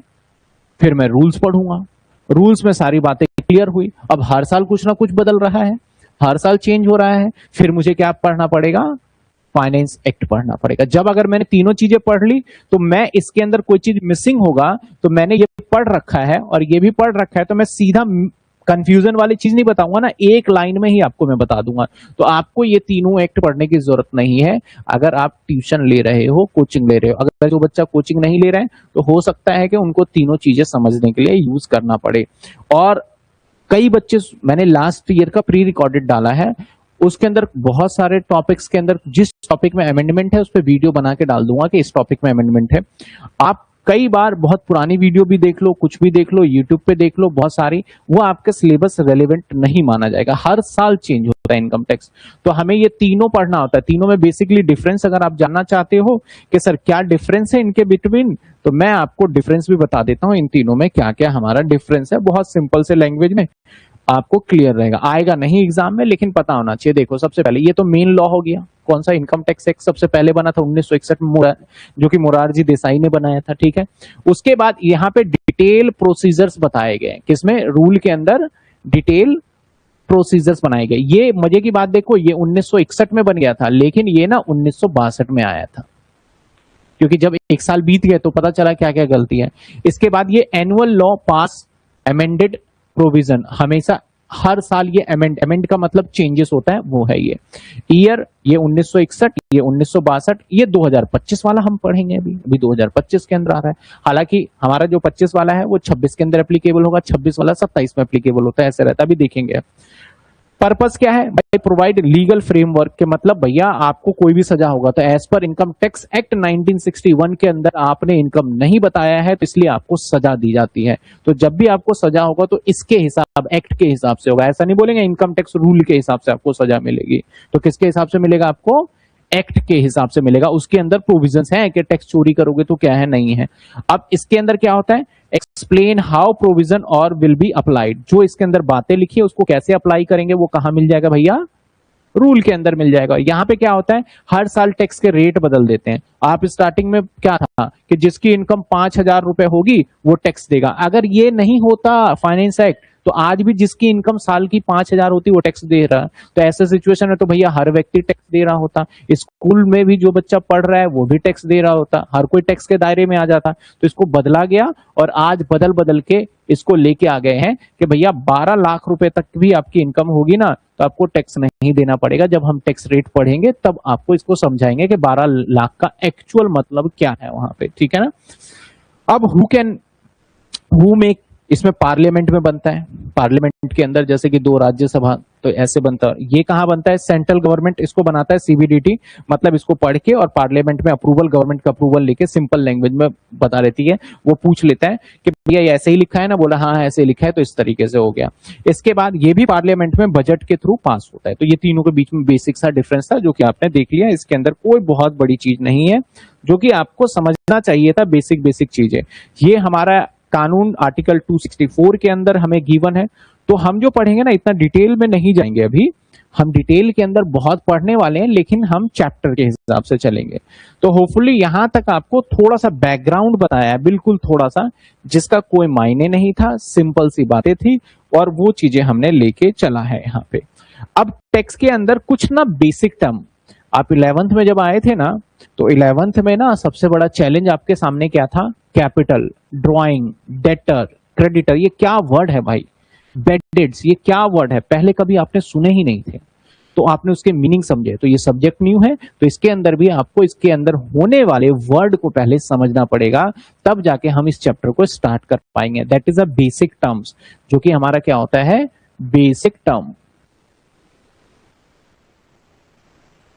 कि कौन कौन से बेसिक टर्म्स इसमें यूज होते हैं वो देखना पड़ेगा। बेसिक टर्म्स के अंदर क्या होता है सर? बेसिक टर्म्स में सबसे पहले एक वर्ड होता है हमारा। देखो, हम पहले टेक्स्ट बनता कैसे है और इंप्लीमेंट कैसे होता है। मान लेते हैं हमारा ये एक साल है, यहां से यहां तक एक साल है, और ये मान लेते हैं मैं 1961 में ही लेके चलता हूं, तो 1/4/1961, और खत्म कब होगा ये? 31/3/1962, 31/3/1961 और 31 मार्च 1962। अब एक पर्सन यहां पे कोई भी अर्निंग करेगा, कोई भी पर्सन जो अर्न करेगा, वो पूरे साल वो पर्सन अर्निंग करता रहेगा, पूरे साल अर्निंग करेगा, ठीक है ना? पूरे साल वो अर्निंग करने वाला है। अब जब वो पूरे साल अर्निंग करेगा, तो अगर मान लो सरकार ऐसे करती कि हर महीने आपसे जितना तनख्वाह मिलती है आप मुझे टैक्स दोगे, तो हर महीने मांगेगी, तो आपको साल में कितने महीने देना पड़ेगा? 12 महीने। और 12 महीने गवर्नमेंट के लिए पॉसिबल ही नहीं है कि आपसे टैक्स का रिमाइंडर, कितनी आबादी है देश की, टैक्स के कितने लोग होंगे, इतने ज्यादा एम्प्लॉय नहीं है गवर्नमेंट सेंट्रल टैक्स के, और लेकिन टैक्स देने वाले बहुत सारे लोग हैं, छोटे लोग भी है, बड़े लोग भी है, बड़े बिजनेसमैन भी है, छोटे पर्सन भी है। तो नॉट पॉसिबल कि हम आपसे हर एक महीने या हर एक दिन की इनकम पे टैक्स कैलकुलेट कर पाए, ये पॉसिबल ही नहीं है। तो गवर्नमेंट ने बोला भैया ये इतना, क्योंकि पर्सन भी परेशान हो जाएगा, यार अभी सैलरी दिया है पहले टैक्स दो, वो भी इरिटेट हो जाएगा, कभी पैसे बचेंगे कभी नहीं बचेंगे। तो सरकार ने क्या बोला, भैया हम आपसे जब पैसे कमाओगे ना, तो हम आपसे टैक्स नहीं लेंगे, यहां तक आपसे टैक्स नहीं लेंगे। और भाई हम यहां इस डेट पे भी तुमसे टैक्स मान लेंगे ना, तो ना इंसाफी रहेगी। क्यों ना इंसाफी रहेगी? अब एकदम से एक साल की इनकम को, डिटेल को आपको संभालने में टाइम तो लगेगा ना, तो यहां भी नहीं लेंगे। आपको थोड़ा सा हम वक्त देंगे, थोड़ा सा वक्त देंगे। इसके बाद अगला साल स्टार्ट हो जाएगा हमारा, है ना? इसके बाद अगला साल स्टार्ट हो जाएगा। ये वाला साल क्या होगा? 1/4/1962 और 31/3/1963। बोला कि यहां तक जो भी पैसे कमाए हैं, इस पैसे के ऊपर आपसे हम टैक्स लेंगे, और यहां एक डेट सेट कर दिया। डेट क्या सेट किया? 31 जुलाई को। और एक और डेट सेट किया 30 सितंबर। कि जो आप ये वीडियो देख रहे हैं, इस वीडियो को बनाने में हमारी बहुत मेहनत है। क्लास को रिकॉर्ड करने से लेके एडिटिंग तक, नोट्स को बनाने तक काफ़ी मेहनत है। तो प्लीज़ आप इस चैनल को सब्सक्राइब जरूर करिए और अपने दोस्तों को भी शेयर करिए कि इस चैनल पे आपको बीकॉम की सारे कंटेंट्स अवेलेबल होते हैं। 31 जुलाई नॉर्मल सिंपल पर्सन, जैसे हम जैसे पर्सन है, और इस डेट पे कंपनी वगैरह को, मतलब कंपनी वगैरह का तो बड़ा सारा होता है ना प्रॉफिट, जैसे फ्लिपकार्ट ले लो, कितने सेल है, कितने परचेज है, डिटेल बनाना पड़ता है, उसको थोड़ा ज्यादा समय दिया गया। तो ये 2 डेट रखा गया। हम जब भी पढ़ेंगे तो हमारे इसी डेट की बात करने वाले हैं। इस डेट पे टैक्स देना, इस डेट पे टैक्स क्यों, इतना समय क्यों दिया गया? सर 31 मार्च के बाद ले लेते एक महीने में। बोला नहीं, जो ये समय मैं आपको दे रहा हूं ना, ये वाला जो टाइम दे रहा हूं ना, इस टाइम पे अपने इनकम को क्या कर लो, कैलकुलेट कर लो। इनकम क्या करो? सारी इनकम कैलकुलेट, अपनी तैयारी कर लो, और हम गवर्नमेंट भी अपनी तैयारी कर लेंगे किस तरीके से रहेगा। तो जो भी इस टाइम पे है उसकी क्या कर लो, आप कैलकुलेशन कर लो। तो यानी इनकम आपने कहां कमाया? इनकम आपने यहां से लेके यहां तक कमाया। क्या इस डेट पे आप टैक्स दे दोगे? नहीं दोगे। टैक्स कब दोगे आप? हमारा ये वाला साल अगर देखो, तो ये वाला साल तो हमारा कौन सा साल हो गया? ये तो नेक्स्ट ईयर हो गया। और ये वाला साल हमारा था, पैसा किस साल कमाया? अर्निंग हमारा इस साल है। टैक्स इस साल भर देंगे क्या हम? नहीं भरेंगे। टैक्स कब भरेंगे हम? अगले साल, और वो भी एक डेट दे रखा है नेक्स्ट ईयर में, कब? 31/7 तक। और यहां से यहां तक टैक्स कैलकुलेट करेंगे। कैलकुलेट को पता है क्या बोलते हैं? एसेस करना। कैलकुलेट को क्या बोलते हैं लॉ के अंदर? एसेस करना। तो जब मैं इस साल खड़े होता हूं, जब मैं टैक्स कैलकुलेट कर रहा हूं, तो कौन से इनकम पे मैं टैक्स कैलकुलेट कर रहा हूं? इसी साल के इनकम पे कर रहा हूं या फिर पिछले साल की इनकम पे कर रहा हूं? बताइए। जब मैं टैक्स निकाल रहा हूं, मेरी इतनी सैलरी थी, इतना बिजनेस था, ये था, किस डेट पे बैठ के निकाल रहा हूं मैं? इस डेट पे। समझ में आ रही है बात? इस डेट पे निकाल रहा हूं, इस डेट पे मैं कैलकुलेशन कर रहा हूं सारी की सारी, कि सैलरी 10,000, 20,000, 25,000, कैलकुलेशन किस डेट पे? इस डेट पे। तो क्या मैंने जो यहां से लेके यहां तक इनकम कमाया है उसके ऊपर कैलकुलेशन कर रहा हूं या इससे पहले वाले इनकम पे? इससे पहले वाले पे समझना। तो मैं इस वाले इनकम पे कैलकुलेट कर रहा हूं। तो यानी जब मैं टैक्स कैलकुलेट करता हूं तो उस समय पे उस साल की इनकम पे नहीं कर रहा होता हूं कैलकुलेट, जिस साल मैं कैलकुलेट करता हूं। हमेशा मैं कैलकुलेट कब करता हूं? पिछले साल वाले। तो जिस साल इनकम को अर्न किया जाता है, जिस साल इनकम को अर्न किया जाता है, उसको हम बोलते हैं प्रीवियस ईयर, और इसको हम फाइनेंशियल ईयर भी बोल देते हैं। इसको क्या बोल देते हैं? Previous year. प्रीवियस ईयर क्यों बोल रहा हूं? क्योंकि मैं यहां पे भाई इस डेट पे कैलकुलेशन कर रहा हूं। किस इनकम पे कैलकुलेशन कर रहा हूं? पिछले साल वाले का। तो इसलिए मैं बोलूंगा, मैं आ गया, मेरे से पूछा 31 मार्च को 1962 के अंदर किसी ने पूछा, भाई क्या कर रहा है? मैंने बोला यार इनकम कैलकुलेट वगैरह कर रहा हूं। बोला कभी की इनकम निकाल रहा है? यार पिछले साल की इनकम जो कमाई थी उस पर टैक्स देना ही पड़ेगा ना इस साल, उस पर निकाल रहा है। तो इसलिए इसका क्या नाम हो गया? Previous year. इसलिए यहां पे इतनी सारी चीजें थी, तो जो कमियां मिली, इसलिए ये हमारा इनकम टैक्स एक्ट बना कब पता है आपको? 1961। लेकिन एप्लीकेबल कब हुआ? कब इन फोर्स आया? 1962 में। क्योंकि टैक्स तो सभी ने उस कानून के हिसाब से भरना कब चालू किया होगा? तो इसलिए इनकम टैक्स एक्ट हमारा 1961, बट एप्लीकेबल इन 1962 फ्रॉम 1 अप्रैल से हमारा वो एप्लीकेबल हो गया था। ठीक है ना? तो ये हमारा, तो ये हमने क्या देखा, ये वाला कौन सा ईयर था हमारा? Previous year. और जिस साल कैलकुलेट करते हैं वो उसको, कैलकुलेशन को क्या बोलते हैं? एसएस। तो हम इसको नेक्स्ट ईयर बोलेंगे तो अच्छा नहीं लगेगा, तो इसको बोल देंगे हम असेसमेंट ईयर। इसको क्या बोल देंगे हम? असेसमेंट। मतलब वो साल जिसमें हम क्या कर रहे हैं? कैलकुलेट कर रहे हैं, जिसमें हम क्या कर रहे हैं? कैलकुलेट कर रहे हैं। आपको छोटा सा समझ में आया कि असेसमेंट ईयर क्या होगा और प्रीवियस ईयर क्या होगा? तो इसका मतलब, क्या मैं असेसमेंट ईयर की इनकम पे टैक्स देता हूं? मेरा सवाल है, तो जवाब है नहीं। असेसमेंट ईयर में तो मैं कैलकुलेट करता हूं, लेकिन किस इनकम पे टैक्स देता हूं मैं? प्रीवियस ईयर के इनकम के ऊपर टैक्स देता हूं। ठीक है, छोटे छोटे कुछ एग्जांपल लेता हूं, आप मुझे बताना क्या है। मान लिया जाए, अब लेटेस्ट ईयर पे आ जाते हैं। मान लिया जाए हमने यहां से यहां पे 1/4/2025 खत्म कब हुआ? 31/3/2026। 31/3/2026। ठीक है। और 31/3/2026 इसके बाद हमारा साल एक और स्टार्ट हो गया, दैट इज 1/4/2026, और इसके बाद 31/3/2027 जाएगा। ये वाला साल है, मतलब 12 महीने का ही हो गया ये। तो अब मान लेते हैं कि मैंने इस साल पैसा कमाया, इस साल पैसा कमाया, अर्न किया। ठीक है। और इस साल मैं अपना क्या दूंगा? मैं सरकार को टैक्स को क्या करूंगा? मैं पेड करूंगा, कैलकुलेट करूंगा, सारी चीजें करूंगा। तो मुझे बताओ यहां पे मेरा प्रीवियस ईयर कौन सा है?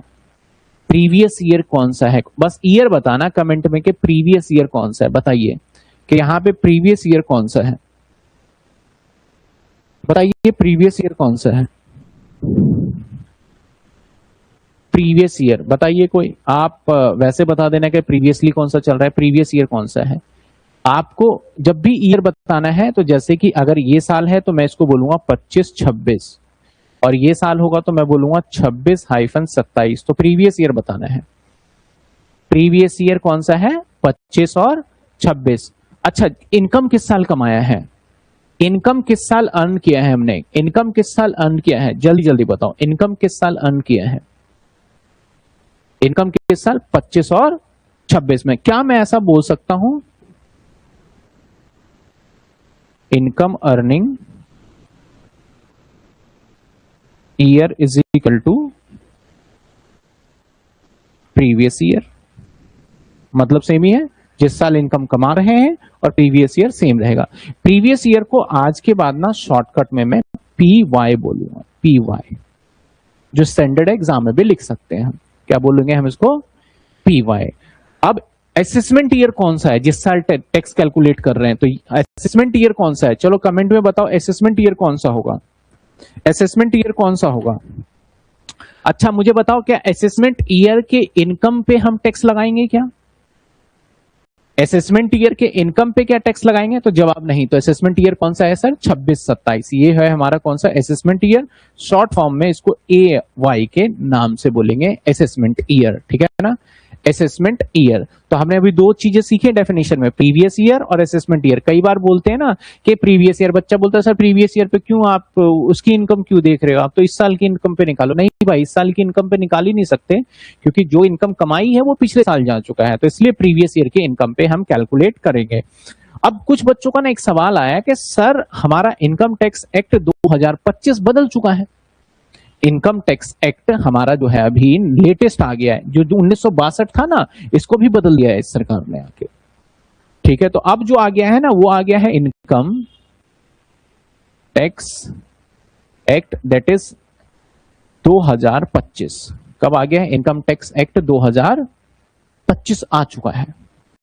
ठीक है ना, जिसका इसने इनकम टैक्स एक्ट भी नाम बदल दिया है, इसको डायरेक्ट टैक्स कोड नाम दे दिया है। इसका नाम बदल के कर दिया है डायरेक्ट टैक्स कोड 2025, ऐसे नाम बदल दिया। तो देखो हमेशा याद रखना, जब भी कोई चीज बदलते हैं तो ओरिजिन वहीं से होता है, थोड़ी बहुत चीजें बदलाव होती हैं जो हमें देखना होता है। तो अब एक बात बताना, ये 2025 में आया, तो ये आता कब है? जब भी कोई कानून बनता है तो फेब के मंथ में बनता है। तो ये ना 2025 में बना था। ठीक है, 2025 के अंदर बना था, और ये फेब 2026 के अंदर सरकार ने इंट्रोड्यूस कर दिया। 2026 फरवरी में बोला कि अगले साल से अब हमारा 2026 इनकम टैक्स एक्ट आ गया है। 2025 इनकम टैक्स लेके आए हैं, और यही आगे से चलने वाला है। 1961 वाला जो 1961 वाला था वो नहीं चलेगा। तो भैया ये तो 2026 में आया ही है, तो इसके नियम लागू कब होंगे? इसके नियम लागू होंगे जब हमारा 2026 में आया है, तो ये 1 अप्रैल 2027 से लेके 31/3/2028 में जो इनकम जनरेट होगा, इसके ऊपर एप्लीकेबल होगा। 2000 मैंने 27 ज्यादा आगे ले गया, 26 से 1 अप्रैल 2026 से 1 अप्रैल 2026 से लेके 27 पे जो पैसे कमाए जाएंगे उसके ऊपर एप्लीकेबल होगा। क्योंकि जब हमने 26 में इंट्रोड्यूस किया तो ये अप्रैल से लागू होगा। जब मैं 26 से बात कर रहा हूं फरवरी में, तो मैं कब की बात कर रहा हूं कि नेक्स्ट ईयर से, और जो हमारे फरवरी में अप्लाई होगा वो पिछले साल फरवरी में आ गया होगा। तो बच्चों का कहना है कि सर हम ये क्यों नहीं पढ़, भाई ये अभी अप्लाई ही नहीं होगा इनकम पे, क्योंकि अभी जो आप इनकम कैलकुलेट करोगे, कौन सी करोगे? वो करोगे आप पिछले साल की, कौन सी? 25 और 26 की इनकम कैलकुलेट कर रहे होगे। इस टाइम पे तो ये कानून आया ही नहीं था। ठीक है ना, ये तो इस टाइम पे फेब में आया था, और सारी प्लानिंग तो पीछे से चल रही होगी। तो ये वाला जो एक्ट है ना, हमारे सिलेबस में नहीं है, ये नेक्स्ट ईयर वाले बच्चों को पढ़ना होगा, बस सारी चीजें। बाकी मैं कुछ कुछ बीच में डिस्कस कर लूंगा, क्योंकि इन फ्यूचर आपको यही वाला एक्ट कहीं भी जॉब में जाओगे तो काम आएगा।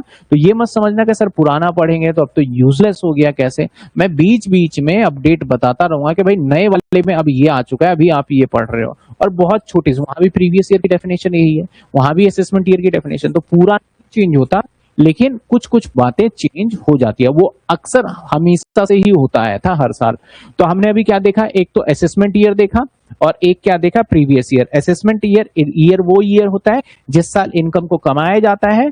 और ये ना बताओ, अब एक बात बताना, असेसमेंट ईयर हमारा, एक बात बताऊं, ये 12 महीने का भी हो सकता है और लेस देन 12 मंथ का भी हो सकता है। सर 12 महीने से कम का कैसे? मान लो मैंने बिजनेस ही बीच में स्टार्ट किया, मैंने बिजनेस इस डेट पे स्टार्ट किया, तो मेरे लिए तो ये साल है कमाने का, तो वो तो 12 महीने से कम हो जाएगा ना। लेकिन असेसमेंट ईयर ऑलवेज 12 महीने का होगा, क्योंकि इसके अगला साल जो देखेंगे वो तो पूरे 12 महीने का ही होगा।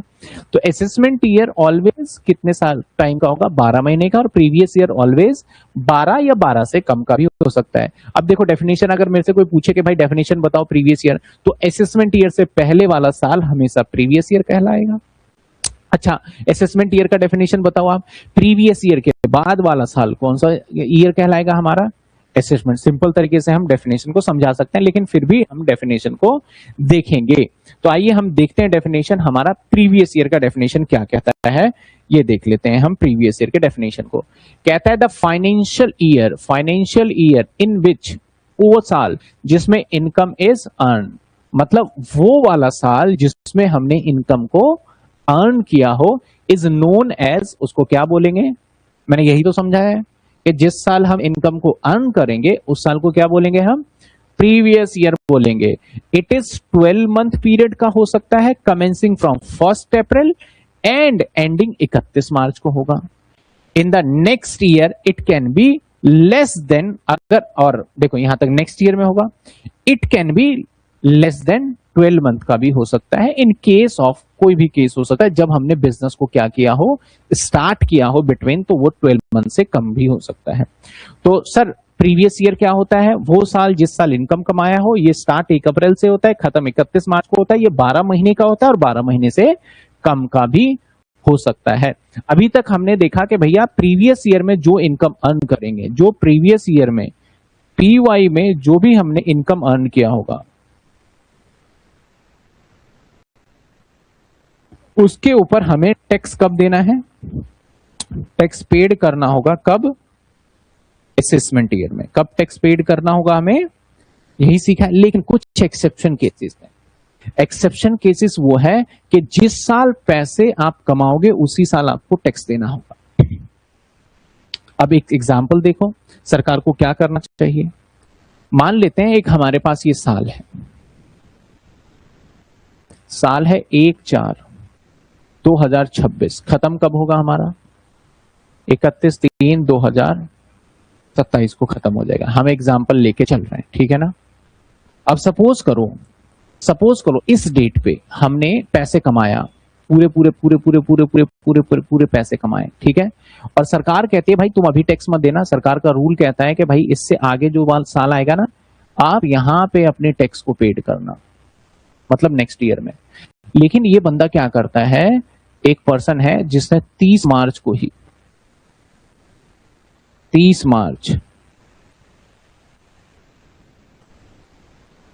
मार्च को 2027 में इसने कमाए थे 500 करोड़ रुपए इस साल। कितने कमाए थे इस साल में? 500 करोड़ रुपए इसने कमाया था। और 30 मार्च को ही वो इंडिया से बाहर चला जाता है, आउट ऑफ इंडिया चला गया, और ये परमानेंट चला गया, ये परमानेंट चला गया। अब जो इनकम टैक्स ऑफिसर है ये इसको देखता रहेगा, इस पर्सन को, और ये देखते देखते इंडिया से बाहर चला गया। अब इसको फोन लगा ले। क्या हमारे भारत के अंदर अगर कोई दूसरी कंट्री में चला जाता है तो पावर है कि हम उसको वहां से चीजें बुला सकते हैं? नहीं। अब देखो इंडिया में से विजय माल्या इंडिया से बाहर चला गया, भारत बोलते हैं हमने ये किया। विजय माल्या को यहाँ सुप्रीम कोर्ट ने कई बार बोला कि यहाँ आ जाओ, नहीं तो तुम्हें सजा दे देंगे, बोल रहा नहीं आ रहा। अब इंडिया की पुलिस के पास, इंडिया के कानून के पास पावर ही नहीं है कि इंग्लैंड में जाए और चल मेरे साथ। वहां के लॉज अलाउड नहीं करते। वहां के किसी ने सिटीजनशिप ले रखा है तो इंग्लैंड का बोलेगा ये अब हमारे यहाँ का बंदा है, तुम नहीं ले जा सकते इसको। ऐसे ही देखा जाए तो नीरव मोदी, मेहुल चौकसी, तो बहुत सारे ऐसे लोग हैं जो कि भाग गए। तो अब ऐसे सिचुएशन में क्या लगता है कि इतना शरीफ बंदा होगा? 500 करोड़ पे पता है टैक्स कितना बनेगा हमारा? सीधा सीधा 30%, 150 करोड़ का टैक्स बनेगा। क्या लगता है ये वापस आएगा और सरकार को बोलेगा ये लो 150 करोड़ रुपए? नहीं। तो ऐसे सिचुएशन में क्या ये सरकार ने कानून पता है क्या लेके आई कि भाई तू तो भाग रहा है यहां से, तो तेरे लिए ये टैक्स अगले साल नहीं, तू जाने से पहले मुझे टैक्स देके जा। मतलब तेरे को तभी हम फ्लाइट पे बैठने देंगे जब तू टैक्स देगा।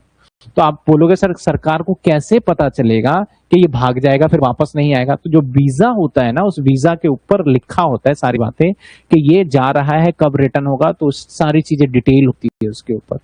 तो अगर वीजा पे उसने ये सारी फाइल की है कि मैं परमानेंटली जा रहा हूं यहां से, तो फिर वहां के जो ऑफिसर्स होते हैं बोलता है परमानेंटली जा रहा है, पहले टैक्स भरा है नहीं भरा वो पर्ची दिखा मुझे।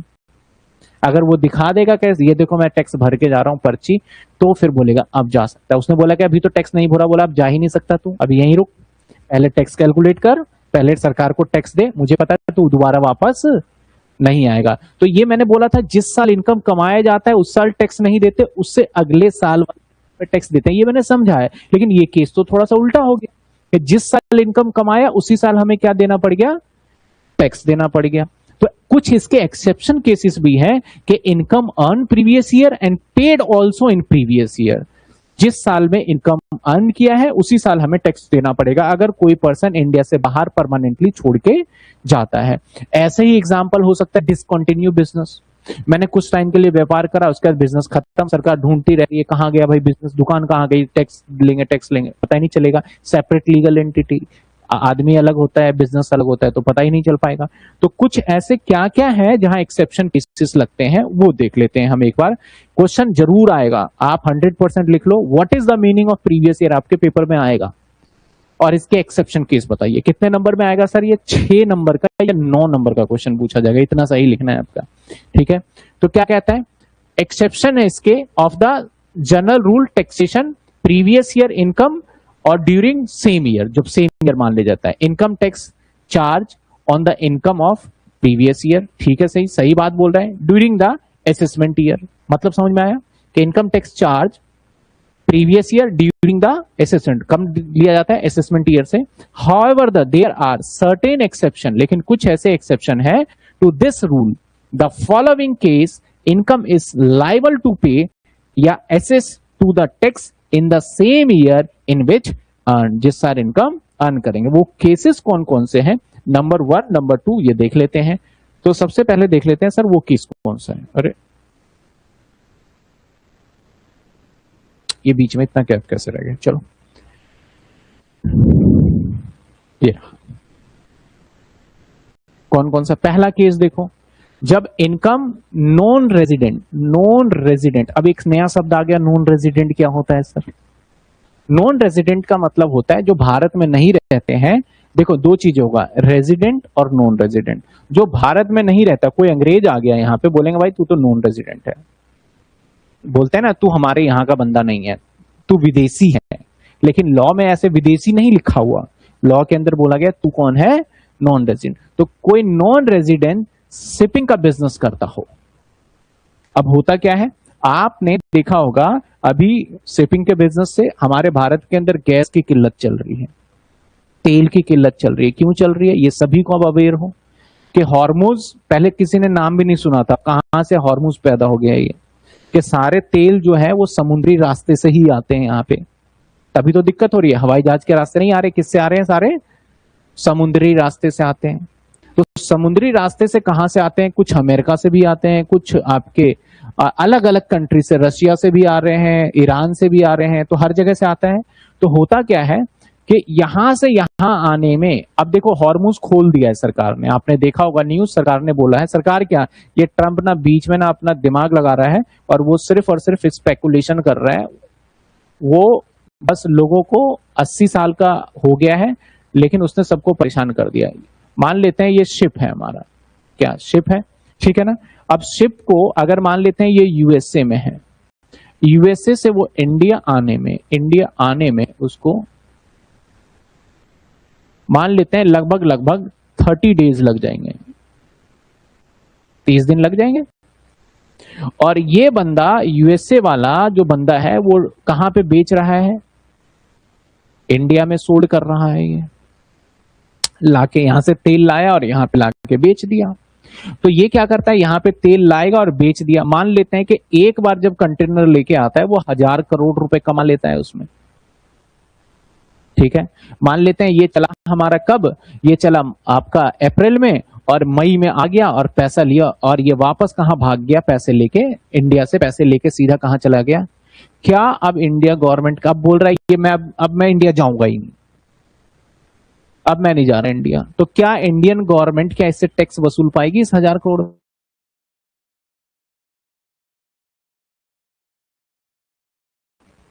चलो ठीक है, इंडियन गवर्नमेंट क्या टैक्स ले पाएगी? नहीं ले पाएगी, क्योंकि इंडियन गवर्नमेंट के पास पावर नहीं है। तो ये जो बंदा था अमेरिकन था, तो इसलिए इसको क्या बोला? भैया नॉन रेजिडेंट है। और कौन सा बिजनेस है? शिपिंग का बिजनेस है, शिपिंग का बिजनेस। ऐसे सिचुएशन में बोला गया भाई तू रहने दे, तू मई में आ गया, तू पहले टैक्स भर, फिर वापस जाने देंगे तुझे, तो पहले इससे टैक्स ले लेंगे। तो हमारा जो नियम कानून कहता था कि इनकम जिस साल कमाएंगे टैक्स अगले साल देंगे, वो नियम यहाँ पे फेल हो गया, इसलिए उसको क्या बोला गया? एक्सेप्शन केसेस बोला गया। समझ में आई बात आपको? क्या ये वाले पॉइंट समझ में आए आपको? ठीक है, अगले पॉइंट पे देखिए। अगला पॉइंट क्या कहता है? Income person living, sorry, income of person living India. Living का मतलब इंडिया छोड़ के जा रहा है परमानेंटली। विजय माल्या, अगर ये कानून विजय माल्या को तो भगा दिया गया, नहीं तो वो एयरपोर्ट से जा नहीं सकता था। वैसे वो बोलते हैं प्राइवेट जेट से, क्योंकि जिनके पास ज्यादा पैसा अपने प्राइवेट जेट से चले जाते हैं। तो प्राइवेट जेट भी ऐसा नहीं है कि आप घर के छत के ऊपर रख लोगे, उसे भी हमें एयरपोर्ट पे ही रखना पड़ता है, सारे परमिशंस लेनी पड़ती है। तो अगर कोई बंदा इंडिया परमानेंटली छोड़ के जा रहा है, तो हम बोलेंगे भैया तेरे लिए असेसमेंट ईयर नाम की कोई चीज है ही नहीं, तेरे लिए प्रीवियस ईयर ही क्या है? असेसमेंट ईयर, और यहीं पे तुझे टैक्स देके जाना पड़ेगा। तो 2 पॉइंट समझ में आया। इसके लिए क्या होगा? P Y is equal to A Y is equal to F Y, financial year, सब कुछ तेरे लिए बराबर ही है। बताओ यहां तक कोई दिक्कत? हम क्या पढ़ रहे हैं? एक्सेप्शन पढ़ रहे हैं। तीसरे पॉइंट पे चलते हैं। An income association of person, body of individual, artificial, judicial person form for particular event के लिए। मतलब अब ये एसोसिएशन ऑफ पर्सन क्या है? बॉडी ऑफ इंडिविजुअल छोड़ दो इस बात को, अभी थोड़ी देर बाद समझा दूंगा। अभी इतनी बात समझ लो, एक व्यक्ति इनकम कमा रहा है और ये एक इवेंट के लिए, रामलीला में एक दुकान लगाई मैंने, तो इवेंट हो गया रामलीला, वहां पे पैसे कमा लिए। अब मेरी दुकान कब दिखेगी आपको?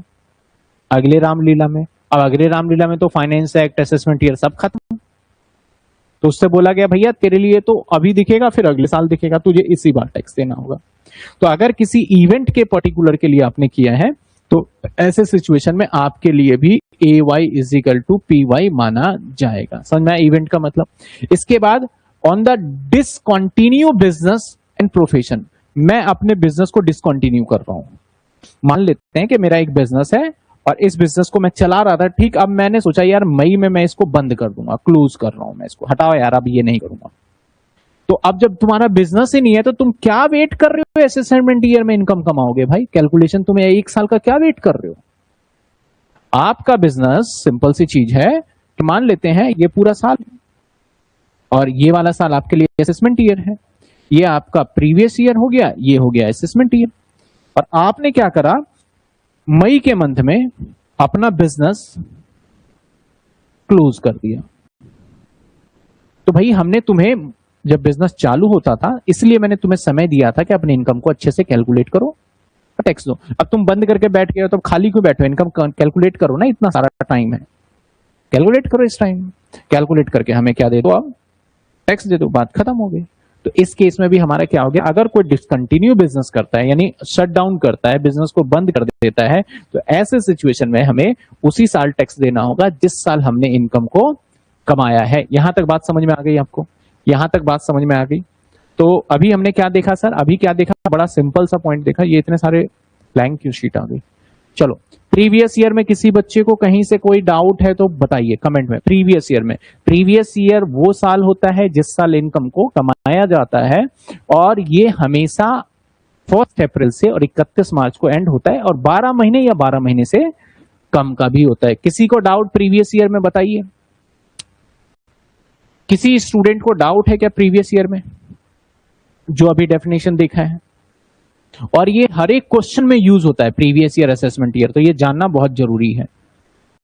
क्लियर है? चलिए, इसके बाद आ जाते हैं सर, प्रीवियस ईयर के बाद हमने देखा कि भैया कुछ इसके एक्सेप्शन है। एक्सेप्शन का मतलब कि भैया प्रीवियस, यहां assessment year is equal to previous year हो जाएगा।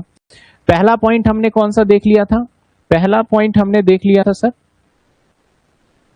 पहला पॉइंट कौन सा देख लिया था? Shipping business. लेकिन शिपिंग बिजनेस कौन सा? Non resident. अगर कोई भारतीय जाता है तो वो कहां जाएगा? वापस तो आना ही पड़ेगा उसको, अगर रेजिडेंट है तो। नॉन रेजिडेंट, अरे कोई अंग्रेज इंडिया में नाव लेके आता है, शिप कह लो, जहाज कह लो, कोई नाव लेके आता है और अपना बिजनेस व्यापार करता है, बोलेंगे तू पहले टैक्स दे फिर तेरे को जाने देंगे, नहीं तो नहीं जाने देंगे। अगला पॉइंट हो गया, अगर कोई इंडिया से परमानेंटली इंडिया छोड़ के जा रहा है, परमानेंटली, परमानेंटली मतलब क्या होता है सर? मतलब अब नहीं आऊंगा भाई भारत में, तो भैया पहले तू टैक्स दे दे, मत आइयो। जैसे कि अभी आपने रिसेंटली देखा होगा विराट कोहली के इंडिया में अब नहीं रहूंगा छोड़ के, कहा इंग्लैंड में सेटल हो गया वो इंडिया को छोड़ के। तो जब गया होगा ना तो सारे टैक्स के सारी चीजें उसने दी होगी। बहुत सारे लोग चले जाते हैं और इंडिया के बहुत सारे लोग ऐसे गए हुए हैं, जैसे मैं मान लेता हूं अनिल अग्रवाल है, लक्ष्मीपति मित्तल है, इतने सारे बिजनेसमैन इंडिया छोड़ के जाके बाहर सेटल हो गए हैं। आप फॉर एग्जाम्पल ले लो हनी सिंह, अब वो इंडिया का नहीं है, वो कहाँ रह रहा है? दुबई में रह रहा है जाके, वो तो इंडिया छोड़ के परमानेंटली चला गया। तो ऐसे सिचुएशन में कैसे गया होगा? पहले यहाँ के टैक्स के सारे क्लियरेंस दिए होंगे तभी जा पाया होगा। इसके बाद क्या था सर, हम एक शॉर्ट इवेंट के लिए कोई व्यापार करते हैं तो वहां पे भी ये कॉन्सेप्ट एप्लीकेबल नहीं होता और डिसकंटिन्यू बिजनेस में भी एप्लीकेबल नहीं होता।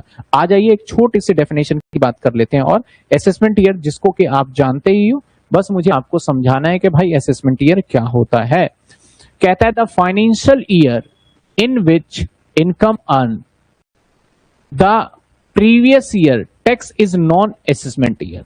मतलब सर कहता है फाइनेंशियल ईयर जिस साल पैसे कमाया था इन द प्रीवियस ईयर, उसे बोलेंगे क्या? Earn in the previous year, इस tax is known as assessment year. जिस साल उसके ऊपर टैक्स लगेगा उसे किस नाम से जानेंगे?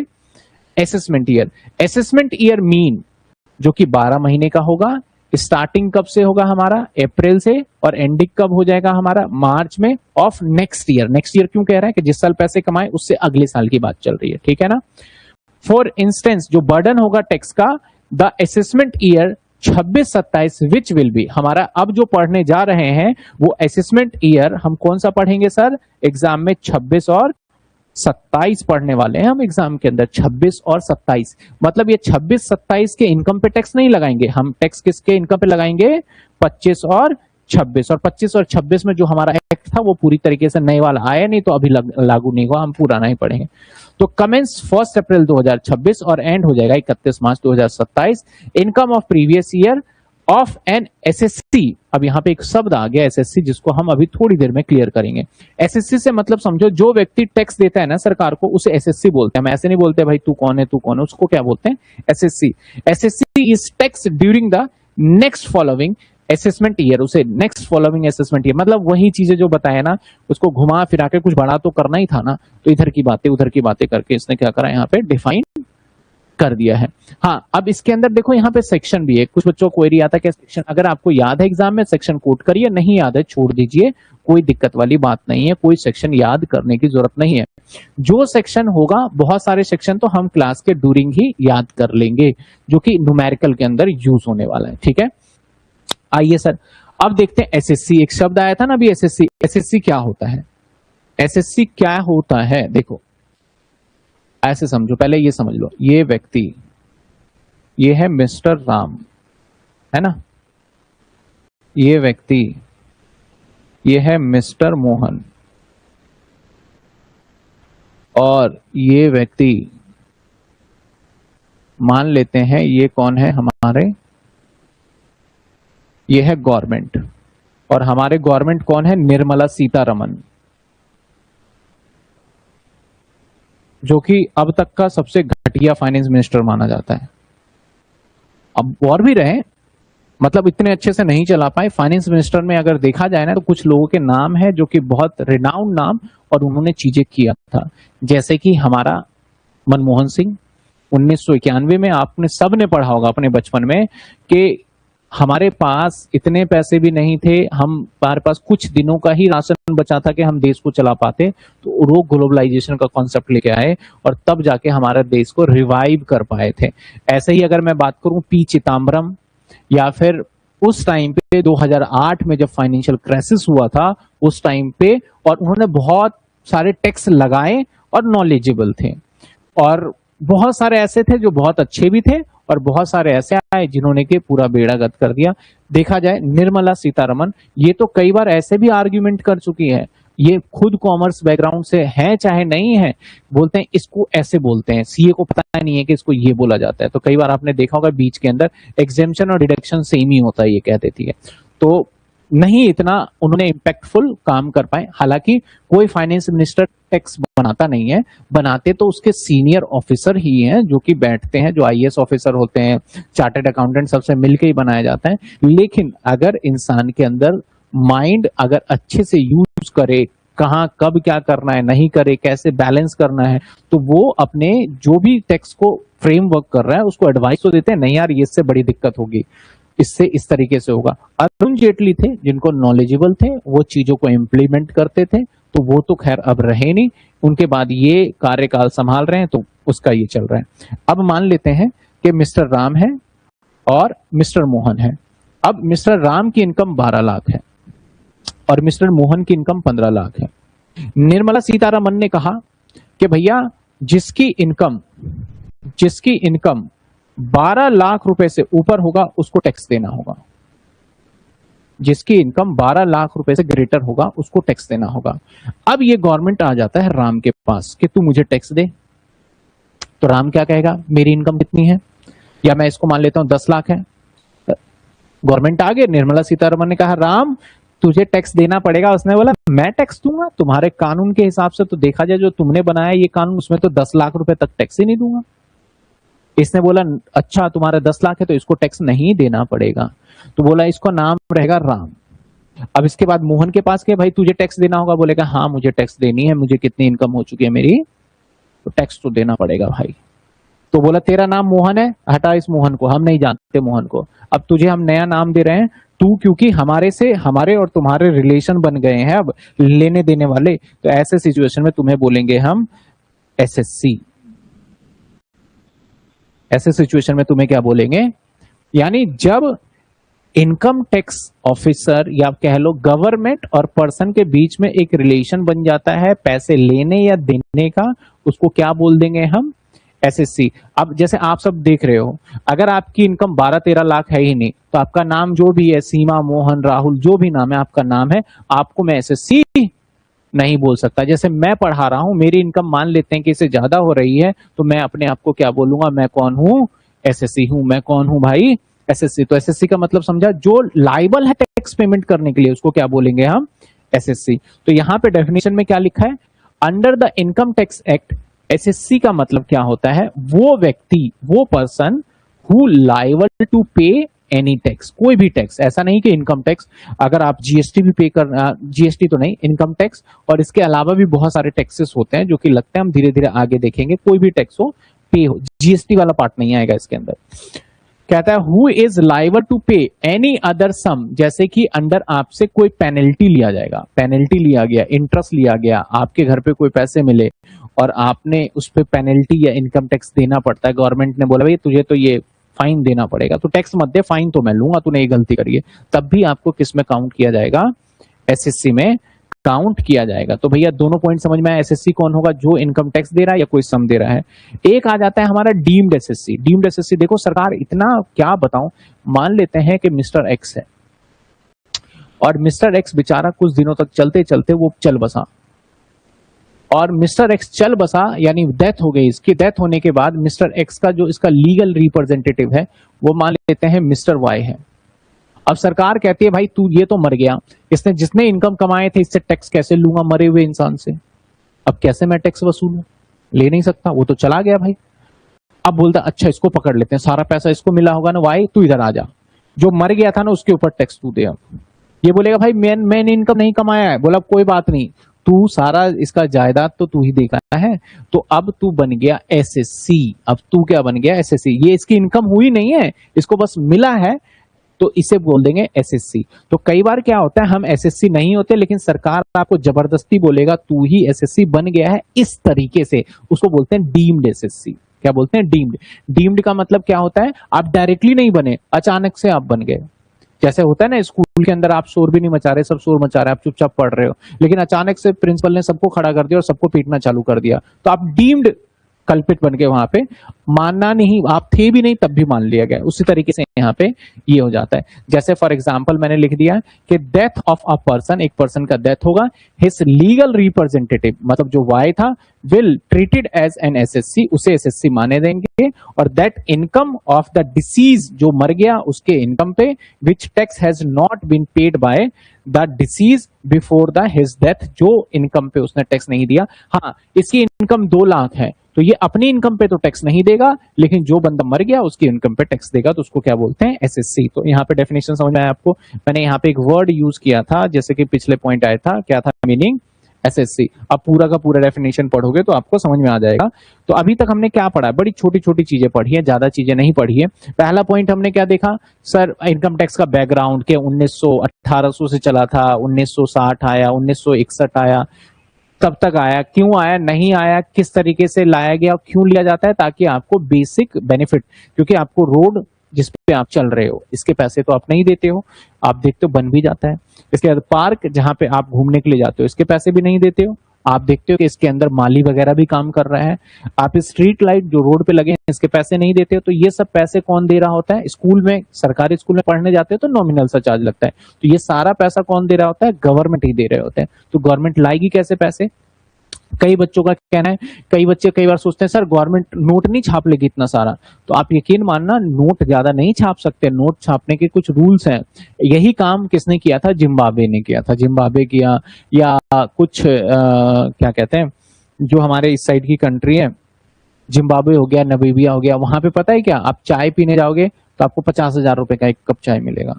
वहां पे नोट जब आप लेने जाते हो ना, तो नोट को कहीं कुछ खरीदना होता है ना, तो ट्रक भर के नोट ले जाते हैं वो खरीदने के लिए सामान, क्योंकि वहां नोट की वैल्यू क्या हो चुकी है, खत्म हो चुकी है एकदम। आप कई बार सर्च मानना कि नोट की वैल्यू कहाँ डेप्रिशिएट होगी। तो गवर्नमेंट इतनी ज्यादा नोट को नहीं छाप सकती, इनके पास पावर नहीं है।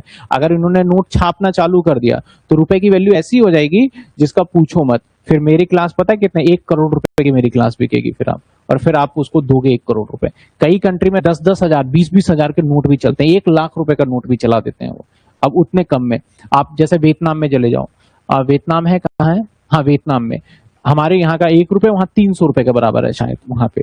तो आप जाते हो तो वहां पे जब भी कोई काम करते हो तो बड़े सारे पैसे देने पड़ते हैं वहां पे, तो इसलिए नहीं छाप सकते। तो हमें अपने लीगल जो इकोनॉमिक के जो सारे फंडामेंटल्स बने हैं, गोल्ड को भी ध्यान में रखा जाता है, साथ के साथ हमारे कि क्या डिमांड है, क्या सप्लाई है, उसके अकॉर्डिंग हमें चलना पड़ता है। तो उसी केस के अंदर हमें क्या करते हैं, हम नोट नहीं छापते, हम आप लोगों से क्या करते हैं, टैक्स को कलेक्ट करते हैं, और कलेक्ट करने के बाद आपके ऊपर सुविधाओं पे खर्च करते हैं। वो बात अलग है कि 10% आपकी सुविधाओं पे खर्च किया जाता है, 90% नेता अपनी सुविधाओं पे खर्च कर लेते हैं, वो बात अलग है, जो कि होता ही है, यही है। मैं लिटरली, आप कभी जाना इंडिया गेट के साइड, इंडिया गेट के साइड जब जाओगे ना, तो जो एमपी के घर हैं और या फिर जो एमएलए वगैरह, वहां तो एमपी के घर हैं, उनके घर को देखोगे ना तो ऐसा लगेगा कि ये घर, और जिंदगी में वो कहते हैं कि हम गरीब हैं, हम जनता की सेवा करते हैं, लेकिन पहले अपना सेवा कर रहे हैं। उनका घर देख के ऐसा लगेगा कि ये घर हम कभी सपने में भी ऐसा हो सकता है, ऐसी जगह पे, या सपने में हो ही नहीं सकता भाई। आप देखोगे तो इतने इतने एकड़ में बने हुए हैं और इतनी फैसिलिटी आपको, उसी के अंदर पार्क, उसी के अंदर गार्डन, उसी के अंदर आपके पशु पक्षी, मोर भी पालते हैं भाई, मोर भी, ताकि उनको देख के उनका दिमाग ठंडा रहे, ठीक है ना। तो सारी चीजें लेके इतनी एमिनिटीज दी जाती है उनको ना, जिसका कि कोई मतलब कि आप सोचो वो हो ही नहीं सकता कभी भी, ऐसा रहता है उनका। तो बस यही चलता आ रहा है। तो अभी हमने क्या देखा, चलिए क्विकली रिकैप करते हैं फटाफट से। What is the meaning of assessment year? अगर हम बात करते हैं प्रीवियस ईयर से स्टार्ट कर लेते हैं, ठीक है।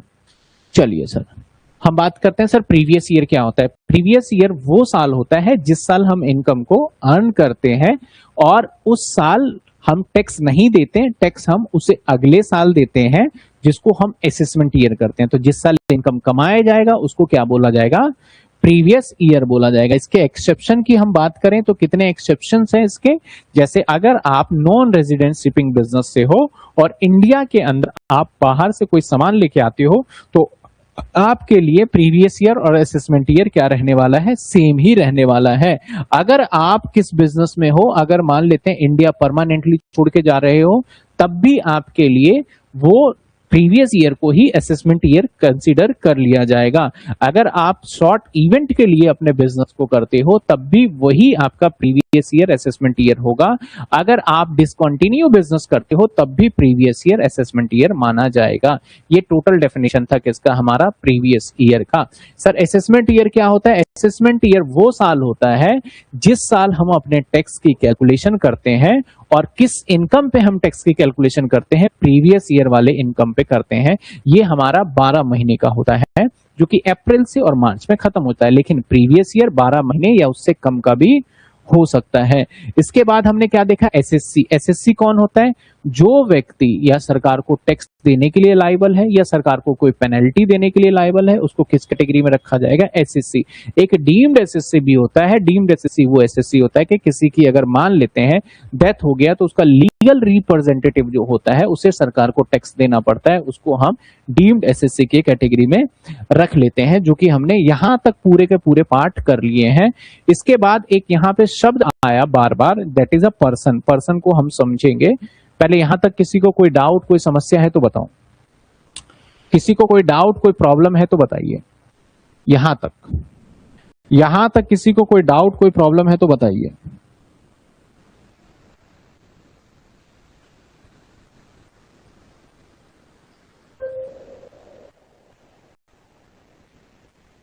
क्लियर है?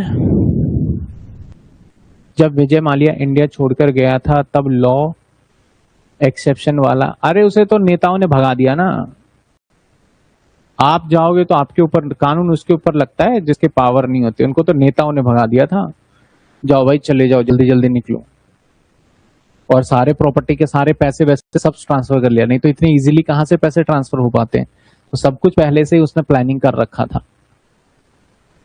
चलिए सर, अब आगे हम बढ़ते हैं और आगे बढ़ते हैं कि सबसे पहले हम एक पॉइंट देखेंगे, लास्ट टॉपिक रहने वाला है इसका। पर्सन कौन होता है?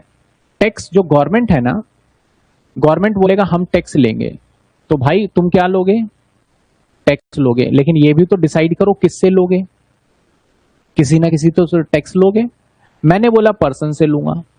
अब पर्सन में मान लेते हैं कि कौन आ गया, ही, शी, इट, तो इसका मतलब जो कंपनी है उससे नहीं लोगे आप, लेना पड़ेगा। तो टैक्स के अंदर डिफाइन किया गया कि सेक्शन 232 के अंदर डिफाइन किया गया कि किस किस व्यक्ति से हम टैक्स लेंगे, कौन से ऐसे व्यक्ति हैं जिसे हम टैक्स नहीं लेंगे। तो इस व्यक्ति के कैटेगरी में टोटल 8 तरीके के पर्सन को बताया गया। 8 तरीके के।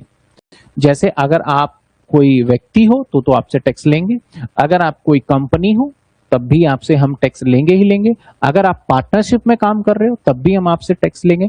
तो कौन कौन? इवन तो सरकार ने टैक्स किसी से भी नहीं छोड़ा। अगर मंदिर में भी बात करें, मंदिर में जो आप चढ़ाते हो, जो आप दान दक्षिणा देते हो मंदिर में जाके, उस पर भी सरकार टैक्स ले लेती है। जब इंसान मर रहा होता है तो उनके जो अर्थी कफन जो दिया जाता है, जो लकड़ी, उसके ऊपर भी सरकार टैक्स ले लेती है। तो ईच एंड एवरी थिंग पे टैक्स को कनेक्ट किया गया है। तो हम देखते हैं कि सर पर्सन के अंदर किस किस पे टोटल रखे गए हैं, उसको समझ लेते हैं। तो पर्सन की कैटेगरी में एक इंडिविजुअल। इंडिविजुअल कौन हो गया? जैसे कि राम, मोहन। तो आपसे क्या बनवा लेती है वो? Pan card. आप अगर 18 से अबव हो, आपकी उम्र कितनी है?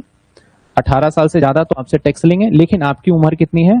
18 साल से कम। जैसे कि अभी देखा होगा क्रिकेटर, जो एक वैभव सूर्यवंशी नाम का एक क्रिकेटर है, काफी पॉपुलर हुआ है इन दिनों में, उसकी उम्र 18 साल अभी नहीं है, लेकिन पैसे कितने कमा रहा है वो, तो उसको भी टैक्स लेगा, लेकिन वो टैक्स नहीं भरेगा, उसके जगह पे उसके फादर भरेंगे। उसके फादर को भरना पड़ेगा, उसकी जगह पे, उसके बिहाफ पे उसके फादर को टैक्स देना पड़ेगा। तो कोई भी व्यक्ति हो उसे टैक्स देंगे। उसको किस कैटेगरी में रखा गया? इंडिविजुअल। इंडिविजुअल का मतलब अकेला व्यक्ति, ठीक है ना। इसके बाद कॉन्सेप्ट आता है, ये आता है HUF। HUF क्या होता है? हिंदू अनडिवाइडेड फैमिली, जिसके अंदर पूरे परिवार का एक बिजनेस होता है। और इसमें कौन कौन आ सकता है? इसके अंदर हिंदू और सिख आ सकते हैं, बाकी मुस्लिम इसका पार्ट नहीं हो सकते हैं, ठीक है ना। क्रिश्चियन इसका पार्ट नहीं हो सकते हैं। तो ऐसे सिचुएशन में होता क्या है, जैसे कि मान लो ये व्यक्ति है, ये व्यक्ति है, ये व्यक्ति है, ये व्यक्ति है, ये सभी का बिजनेस एक है। इसमें से एक व्यक्ति मेन होता है जिसको हम बोलते हैं कर्ता, जिसको क्या बोलते हैं हम? कर्ता। अब यहां पे हिंदू अनडिवाइडेड फैमिली भारत में दो तरीके से है, एक मिताक्षरा होता है, एक दया भाग होता है।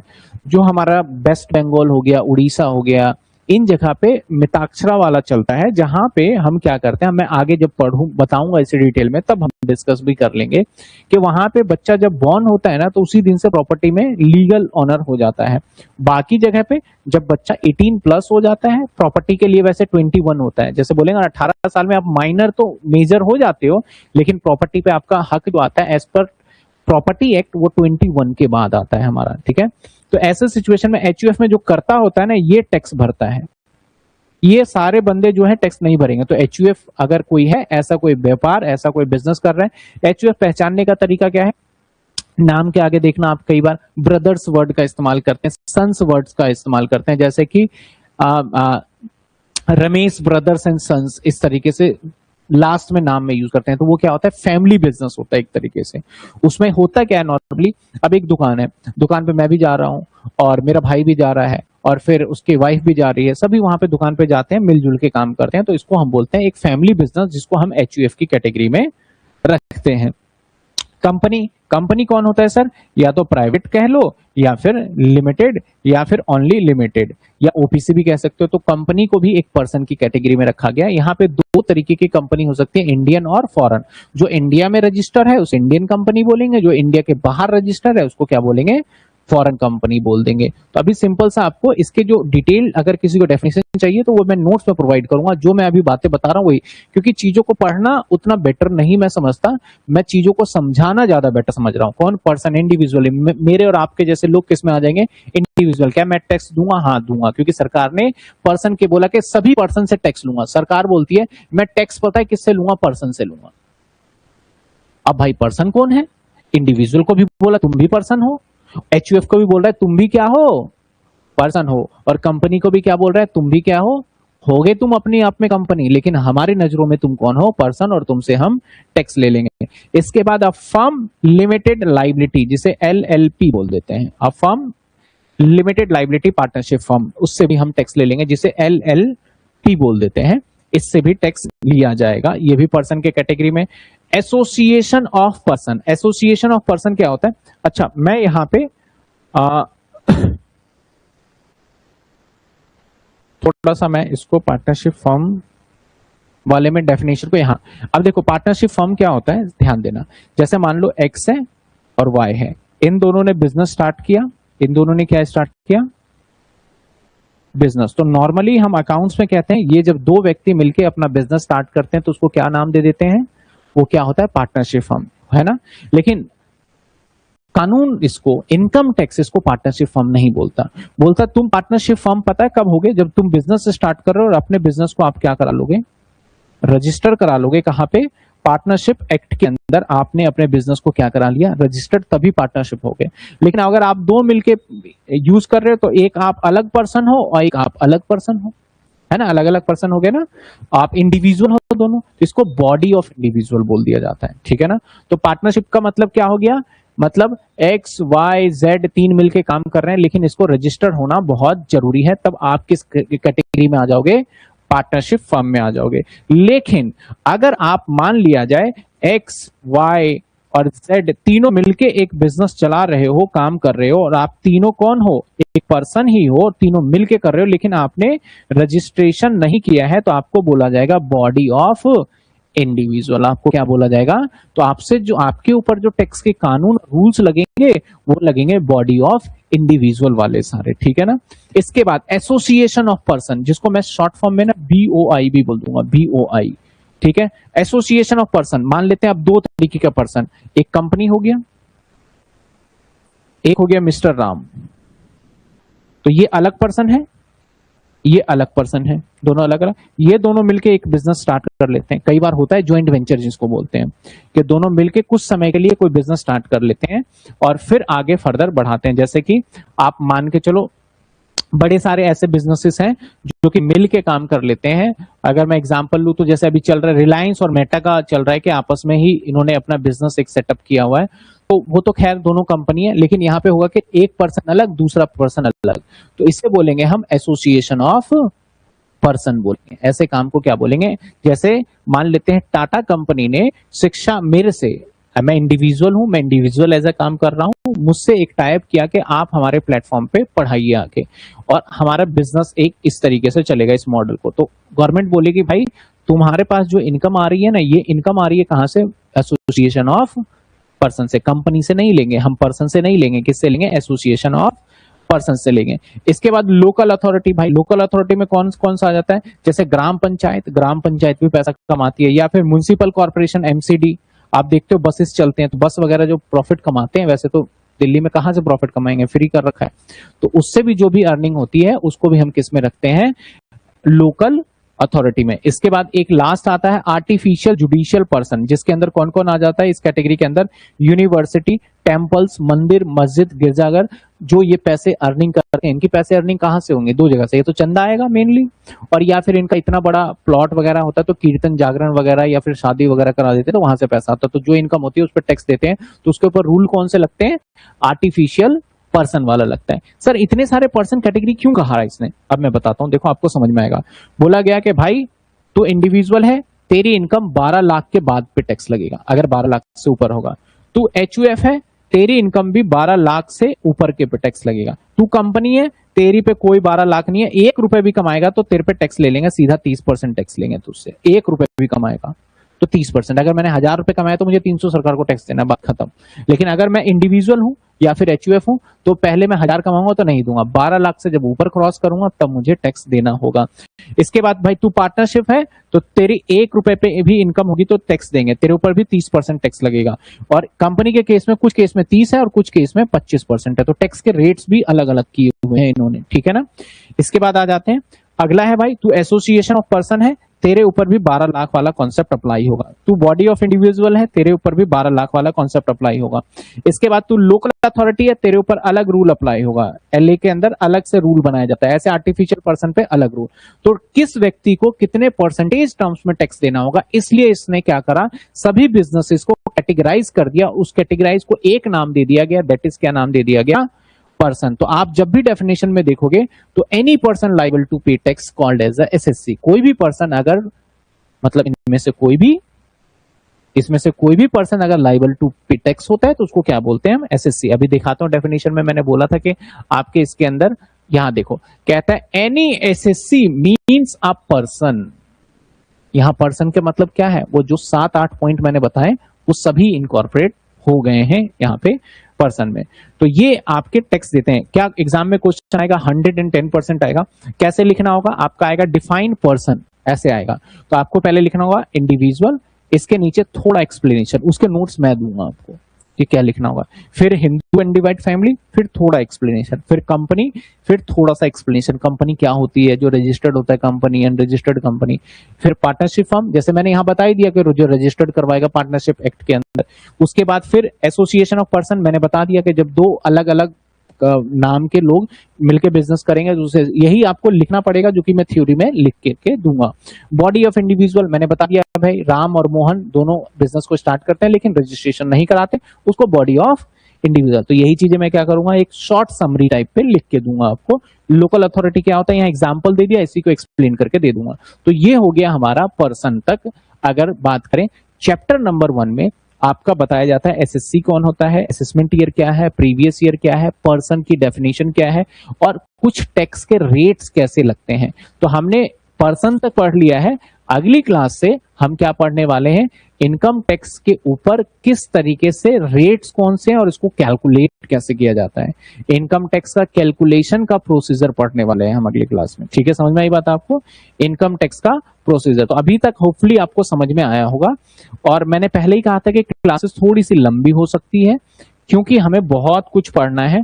अब हमारे काम की चीज है क्या क्या है, अगर मैं बताऊं आपको तो काम की चीजें एग्जाम में जो पूछे जाएंगे, असेसमेंट ईयर का डेफिनेशन पक्का आएगा, प्रीवियस ईयर का डेफिनेशन पक्का आएगा, पर्सन का डेफिनेशन पक्का आएगा। ये 3 पॉइंट्स ही मैंने डिस्कस किए हैं और ये तीनों एग्जाम में आता ही आता है, फ्रिक्वेंटली पूछा जाता है आपका। तो पहला क्वेश्चन ही आएगा आपका।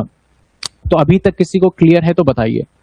माधवी ने सर विजय माल्या छोड़कर गया था तो लॉ एक्सेप्शन वाला था। हाँ बिल्कुल था उस टाइम पे। अभी तक किसी स्टूडेंट को कोई डाउट है तो बताइए आप। अब कुछ बच्चे क्या करते हैं कि YouTube से वीडियो देख लेते हैं और कर लेते हैं, तो आप ये बात याद रखिएगा,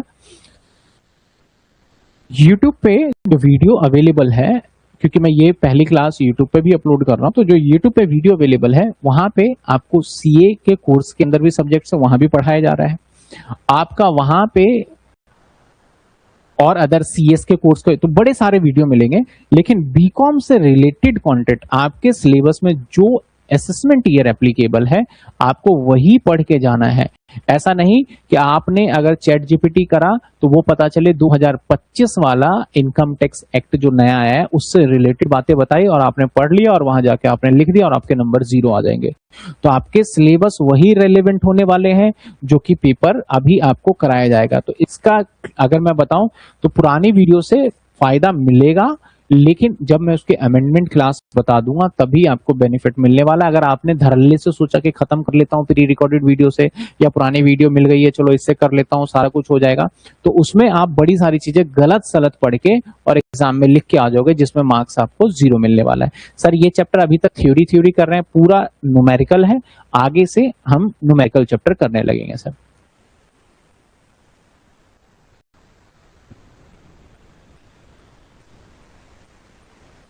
कह रहे हैं कि सर विजय माल्या ने टैक्स किस तरीके से चोरी किया था, लॉ के बियॉन्ड भी। बिल्कुल, देखो टैक्स का चोरी करना बहुत, इसे टैक्स चोरी नहीं टैक्स प्लानिंग कहते हैं। टैक्स को प्लानिंग करके निकला जाता है। और हालांकि विजय माल्या टैक्स के साथ साथ ना बड़ी सारी चीजें दे के गया था इंडिया को, लेकिन उसने बोला सेटलमेंट कर लो, लेकिन गवर्नमेंट नहीं मानी तो वो चला गया।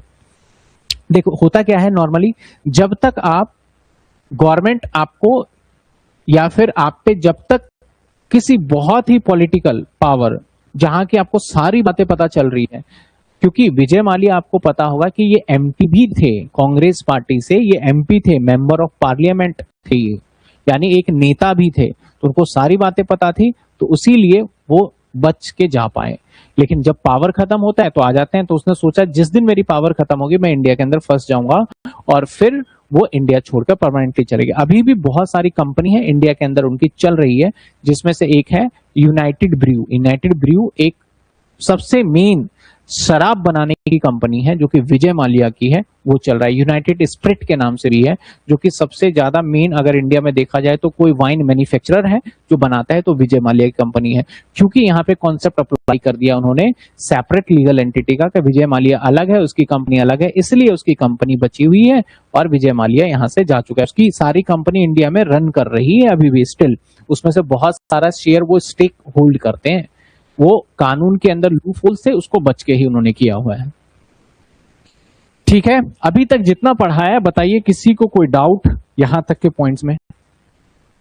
और ये सारी चीजें जो आपके ये सारे स्कैम जो हो रहे हैं ना, ये सारे स्कैम 6 सेमेस्टर में आपका पूरा पढ़ाया जाता है कॉर्पोरेट गवर्नेंस के अंदर, ये सारे स्कैम। और कुछ केस लॉस आपको पढ़ाए जाएंगे आपके बीकॉम लेवल पे। किसी स्टूडेंट का कोई डाउट है तो बताइए, है कोई डाउट? नो। चलिए, क्लासेस का शेड्यूल जैसे हमने डिसाइड किया है वैसे ही चलेगा। आपके कॉलेजेस खुलने में थोड़े से टाइम है, कोई बात नहीं, हमारा सिलेबस बहुत ज्यादा है। इंटरनल्स भी आपके करने हैं, तो इंटरनल्स की मैं रिकॉर्डिंग वीडियो डालूंगा, वो अभी से मैं रिकॉर्ड करना चालू करूंगा। और जो आपके नॉर्मल क्लासेस है वो लाइव चलती रहेगी, और इसमें 100% लाइव देना ही देना पड़ेगा, क्योंकि यहाँ पे अमेंडमेंट आ जाती है आपके सिलेबस के अंदर।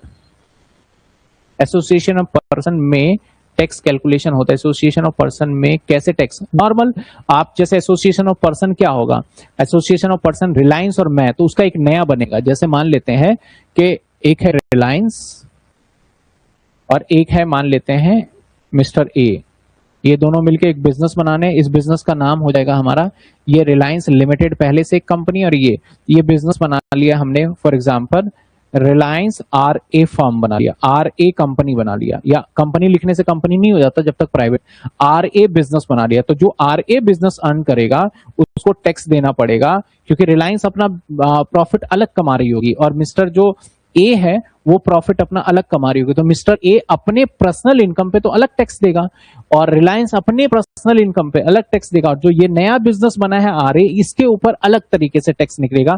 यहां पे टैक्स जाएगा as per the board association of person, ये अपने इनकम पे टैक्स देगा एज पर इंडिविजुअल, ये अपने इनकम पे टैक्स देगा एज पर कंपनी। तो इस तरीके से हमारा चलेगा। ठीक है, जल्दी जल्दी बताइए, आपको पॉइंट क्लियर? चलिए ओके, चलिए मिलते हैं अगली क्लास के अंदर।